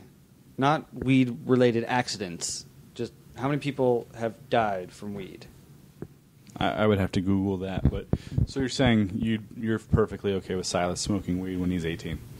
When he's an Or adult, 21. yes. When he's an adult, yes. Whatever that age is. Okay. But I also have mixed feelings about kids and weed because I don't believe kids should. Is it like child porn? No. It's it affects weed? because it affects your development. It truly affects your development. I don't understand. Clarify. Like kids and weed. What do you mean? I don't think kids should be smoking weed because it affects their like teenagers. Is that what you're saying? Or? think you should be an adult to make that decision because as a kid, like for instance, we grow up as stoner kids. Right. One of us grew up. How many of our? I don't think either one of us have grown up. Yeah, probably not. But how many of our friends at 22 to 25-ish, still smoking weed all day, every day, and they have been doing it since they were 14 or 15. Right. And they still acted like they were 14 or 15. Yeah, I don't need to fucking work tomorrow. I hate the man, that type of shit. No, I just feel like it halts your growth mentally. It stunts your growth mentally if you do it all the time as a kid because you're still developing through all those years, and I fully believe it holds you back. I don't know. I think with anything, moderation's the key, right? Like I feel like I stumbled upon things as a teenager, stoned, that I probably would have never thought about without being stoned. I don't know. I just think smoking when you're a teenager in general is just shouldn't be there just because it consumes you. That's like your entire thought process. Oh, I just want to get high. Where's the next bowl coming from? But when you're an adult, you have other priorities, and that's not your only concern. Like when you get older, I have friends that have spoken from their high school, but when they get older, they don't care for weed that much. Maybe they might take a couple hits a day. So moderation is the key. Yeah, exactly. Yeah, I mean, that's what I said. Right. But I mean, like, if you had, I mean, that's what I said. You fucking prick. No, pretty much. I mean, with all things, moderation's important, right? Like, there's things that I probably would have never thought about if I would have never smoked weed as a teenager. Yeah. I mean, I'm obviously a selfish prick, but I would have been more of a selfish prick if I didn't smoke weed. Like, the concept of I don't know. When you ate that pie, it was pretty fucking selfish. Okay, he wants me to tell the story about the pie. It's a good story. My grandmother, who passed away this year, was it this year she passed away? Yeah, in March. Passed away in March. God bless her. Makes a delicious strawberry pie. Seriously, I have a terrible memory. Yeah. But she made a homemade strawberry pie. Actually, I think she made two. It was one or two. So we get stoned, and I get home and I find the strawberry pie in the fridge, and it's hot out, and I'm stoned. It's like American Pie, or no, okay. It's not that dirty. It's edible pie. Well, that was edible too. Yeah, that was you edible. You guys are disgusting. Yeah. And so I get home and it's hot out and I'm stoned and I start eating this strawberry pie that my grandma made. And it's for everybody. She made it for the whole family, but it's probably 2 or 3 in the afternoon. And I start drawing imaginary lines where I'm going to stop eating the pie. But the strawberries are so cold and it just feels so good when you're eating it. Like it's just cooling you out and you're eating this pie. And all of a sudden, my imaginary lines, there was no fucking pie left. You ate the whole pie? I ate the whole pie. So then I take it out. I hide the pie tin in the trash can outside so nobody sees it. And then I go lock my room and go to sleep for 3 hours. And then I get a call later from my douchebag uncle. Hey, where's that pie my mom made? Don't answer it. I'm in the other room. I'm like, I'm not answering. I'm high as fuck. Moderation is key in all things. My favorite part of the story is the fact that you are, because there's no reasoning when you're that high because it's going to be eaten. Yeah. You're trying to reason with yourself. Okay, I'm only going to eat to here. So you draw an imaginary line, and you're like, well, if I just eat a little bit more, it's not that much of a difference. I think the whole point is like if I wasn't eating out of the fucking pie tin, it stood a chance, right? Yeah, you're taking one slice and put it on a plate. I took a slice and put it on a plate. But no, I took the whole tin out and I was sitting there like a fat ass. I'm going to stop right there. I'm going to stop when I get to there. Grandma's pie is so delicious. Moderation is key. Yeah. Okay, so let me throw this out there. Being a Catholic schoolgirl my whole life. Ow! Okay, and you guys know I've smoked weed a few times. Jeremy knows, and I just pass out right away. So I've never been a pothead. I never drank as a teenager, maybe here and there. When I turned 21, boy, did I go out and drink. So what would you say? So I don't know about weed. So if you didn't do it as a teenager and then you got high all of a sudden as an adult, do you think that would have changed you? Would you still be getting high every day? Or would you be like, wow, this shit's great? Would you still have the same priorities and want to get your job and have your shit together the same way you did if you smoked weed every day and didn't do it as a teenager? I know people that have started later on in life and hasn't consumed them. No. Yeah, because I think we'd get you a bigger perspective on things, especially when you're trying to evaluate your life. You start thinking like, wow, what am I bringing to the table here? That's at least when I used to smoke, I'd be like, I'm a piece of shit. I need to stop being so. Because with marijuana, it's introvertive. So, like, you focus on yourself more than outside yourself. Like, with alcohol, you focus on outside yourself a lot. And with weed, you focus on yourself. Like, that's why when people get super high, they get really paranoid, and people consider, like, the freak out level. Because you're looking, like, deep inside yourself at those fucking terrifying insecurities that you don't want nobody to know nothing about. There's too many people in the soup plantation for me to go in there. I'm not gonna make it. I've gone way past that point. I don't give a fuck.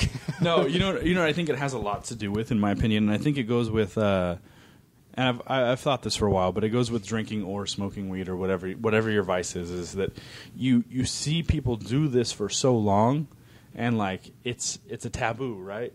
Like you weren't supposed to drink, you weren't supposed to smoke weed. And so when you are available to do it, people rage. Like, they just go out, oh, man, I can do it now, so I'm going to do it a whole bunch. And I think if it wasn't treated like that by society as a whole, that we would have better moderation. You know what I mean? Yeah. You wouldn't rage as soon as you could drink. Like, you know, for me, on my 21st birthday, I don't think I had anything to drink at all. But I had already been drinking previously to that. And I had gone through that phase of development where I fucking rage. And it took me years. I still continue to rage. But when I was 21, it wasn't such a big deal. Like, oh, man, I got to go out and get wasted. I had done that before. Like, I don't know.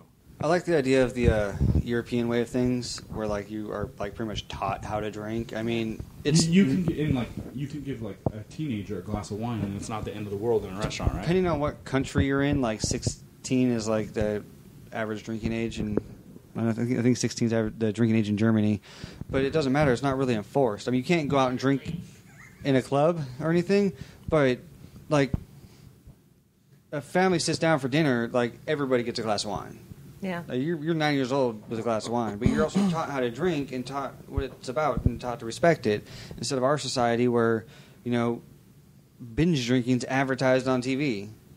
I mean, all those beer commercials with the fucking party on it. Yeah. I mean, it's just advertising binge drinking, which is what I love. Just get hammered for an entire weekend. Oh my God. I used to until the hangovers hit. So you're saying you went to a Catholic school. Do you think, would you like Roar to go to something like that? Do you think that's beneficial, or do you think it's too sheltering? I think there's pros and cons to it. I think it's the whole religion thing. I don't know. I think I actually would like her to go to a Catholic school. And I Would you feel different if you had a little boy? No. I'm not worried about the priests. I didn't even catch on to that. Such a douchebag. Sorry, go ahead. From what I hear from my friends and stuff who went to public school, and my dad teaches at Rancho High School, and from what I've seen, Well, if I she's didn't drop a name. if she's okay with it, it doesn't really matter. so there's just a thing about going to a private school where I think there is a sense of innocence, and there was no kids getting high in junior high. There was no alcohol. There was no smoking. There's nothing like that. I got into high school and I was really naive.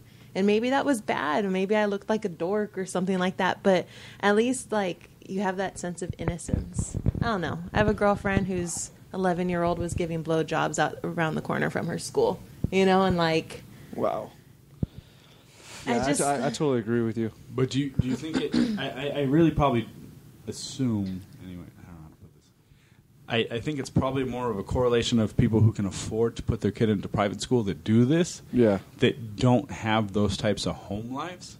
That's what I think, too. Public school. I don't think, if you lived in a good area where these things weren't a normal, I'm not going to say that it's normal anywhere, but it was less popular, maybe public school wouldn't be so bad. But if you did... Maybe. You still have... What if your kid becomes friends with one of the wrong kids? At least, in private school, their parents who pay for the schooling are usually pretty religious as well. They're going to be on their kids just the same way.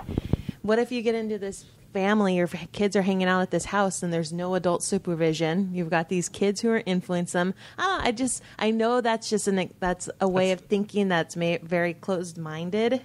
And I think it's a bad example because I guarantee you there was kids that went to that private school that were pill poppers.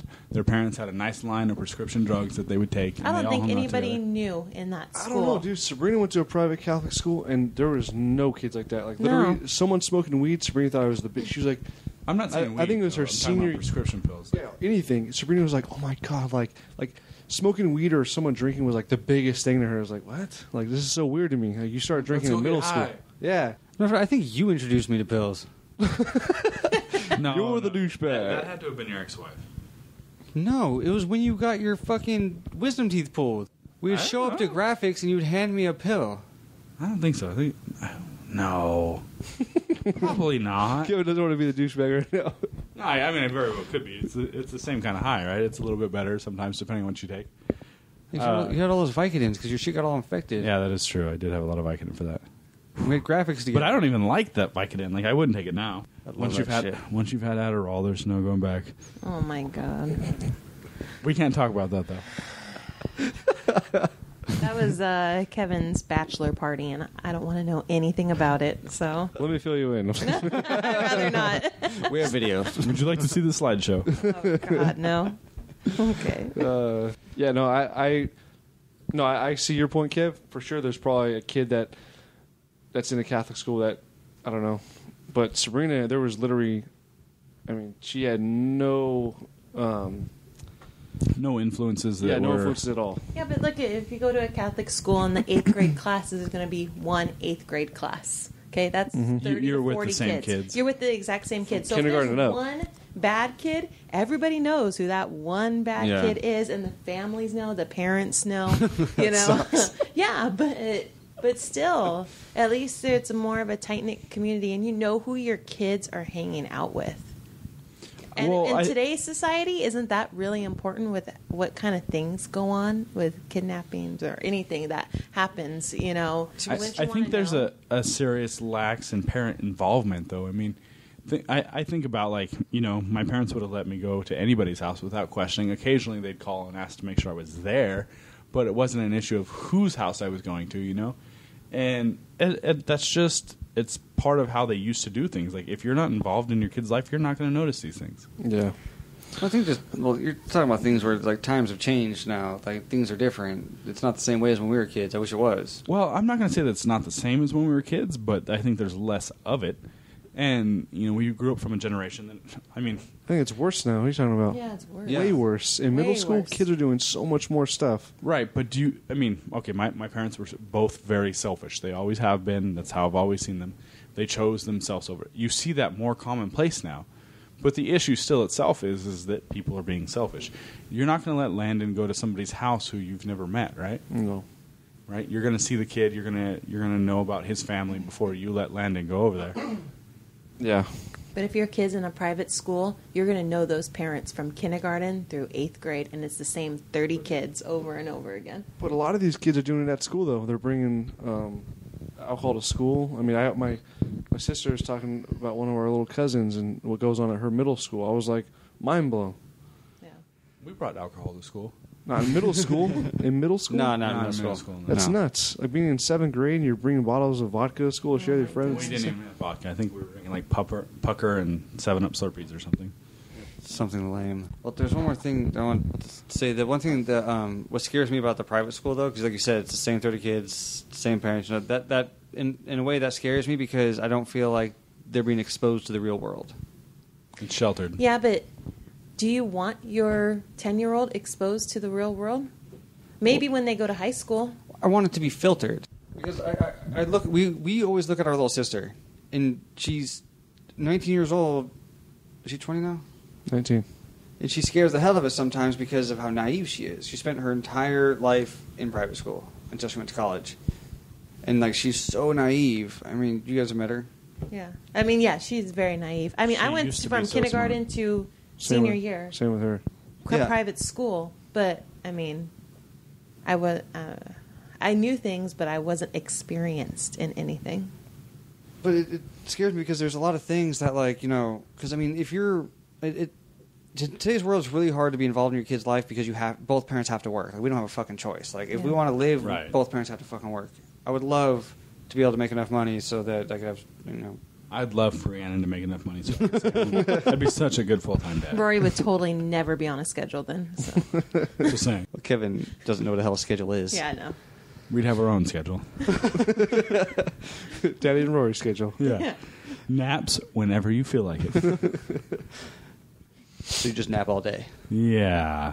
No, but so I get scared. Just I want to be a filter for him. There's a certain dynamic at a certain age and development that they need to have for them to progress further, right? Like, you know, once you start getting into high school and whatnot, they need to know that these things happen. I'm not saying they need to experience them themselves, but they need to know that these things are really happening. It's not just on MTV or whatever the fuck kids watch these days. Well, because we're old. Me and him are constantly surprised by the things that Sabrina is surprised about. She's pretty naive too, yeah, for sure. Like, I love her to death, and she's really smart, but when it comes to the world, she's quite naive, and it's a little scary to think that she's out there not quite having all the tools. And I feel like a lot of it can be learned. I mean, but if you're involved in your child's life enough, you can help them filter through, kind of be their filter in a way. But, okay, so what's an example of something you think that she could have learned or avoided or known about? I think it's the social... Just judging a person in general. Like boyfriends or... Boyfriend, but even just knowing the difference from a shitty person compared to a good person. 'Cause, I mean, if you're somewhat sweet to Sabrina, she'll say, "Oh my God, this person's so great." It's like, no, they're not. Yeah, they're being a douchebag. Like, she doesn't... Like, there's social skills that she doesn't have. Basically, what it comes down to. There's a lot of social skills that you learn in high school, especially being a public high school, where things can go badly for you really easily. And like she tried public high school. She was there for maybe a month. No, it was like half a year. No. Wasn't that 6 months? So what you're saying is that she's more influenced by things as learning them as she's older than if she was in high school still. Like, so if she was in high school, you would be able to filter her better than when she was 19 or 20. I mean, that doesn't really seem to make sense. No, I'm saying, like, she's out there on her own now. She's on her own. Right. She's in college. But she doesn't have, like... She doesn't have the skill set, and she's not close enough home to refer back to you guys. Well, she's close enough home now. But, no, it's like Because I always could look at it the way we were when we were 19. I mean, because I didn't know you, so I don't know. But the three of us were forced to grow up really quickly. We didn't really have much of a choice. You, more so. No, I mean, we all grew up. I mean, we were driving out 50 miles to go work, full-time jobs when we were 17, 18. But so there's a lot of stuff that, especially just being in a public high school, there's a lot of social skills that you get that I don't think you can get from a private school. And granted, I keep using my sister as my one subject. No, Jeremy's trying to make the point of, like, even just going out and, like, going to the bank or going to the store on your own, or just being able to navigate places, because she wasn't, like, she didn't really go anywhere. It was a strict schedule: volleyball, school, after. Too much of a rigorous schedule she followed, so she never had deviation. No. Well, that's back to our original conversation. That's a good ending for this. She just didn't have anything to where she would have gotten the social skills that she's trying to learn now. Right. Like, she should already have had these everything skills. scheduled, and it followed out perfectly for some reason. Doesn't always happen. I know if she hears this, she'll probably take it the wrong way. 'Cause she'll be like, "I'm super social." Yeah, I get it. You talk a lot. No, but there's certain social cues that you pick up from people that you're supposed to understand. Yeah. When you talk to somebody and you're like, "There's no way they're this dumb," or "There's no way they're this naive," or retarded. We don't use those kinds of words anymore. We use special. We don't want to hurt anybody's feelings on this podcast. All right, let's wrap this motherfucker up. Closing thoughts. Transgender. It's closing time. Oh, wow. Yeah, it was terrible. Ree, it was awesome having you on. Kevin, not so much. It's only because you're still mad at him for making fun of you for stuttering. I know. He wouldn't let me hold Miles today because I made fun of him because he was stuttering. First pretty off, fucked up. because when his I thought it daughter's hurt his around, feelings. Kevin's the biggest sweetheart. As soon as his daughter leaves, it's asshole time. No, your kids are adorable, and I would treat them just as I would my daughter. All right, you guys can do this when we get done. We're quitting now. Thank you, Kevin and Rhiannon. Well, thank you, Rhiannon, for joining. Thank you. It was nice to have another opinion. A vagina opinion. Yeah. Oh, wow. ModeCast out. You're still second thought. Go Do ahead. you guys have like a finisher? Like, tune in next Tuesday. Ryan's kind of developed his own thing of saying ModeCast out. Oh, is he? He's trying to make it a thing. Like it's going to happen? It is going to happen. It's gonna- ModeCast out. ModeCast out. So shout out to our awesome cousin Jenna Armstrong, and big thanks to Ryan Worley for hooking us up with. Well, our awesome friend Jenny ordered some shirts through him, and he made them awesome. There's some great shirts. And so we just want to say thank you for our Fuck Cancer shirts. Yeah, it's a pretty cool. His business name's ScreenFlow. Awesome company. Worley will hook you up. T-shirts look good quality. Yeah. Fuck Cancer has its own little logo on there. It's fucking rad because the C and the K of fuck is the cancer ribbon. Yeah, exactly. It's very unique. He does good work. Go check him out at ScreenFlow.com. All right. ModeCast out.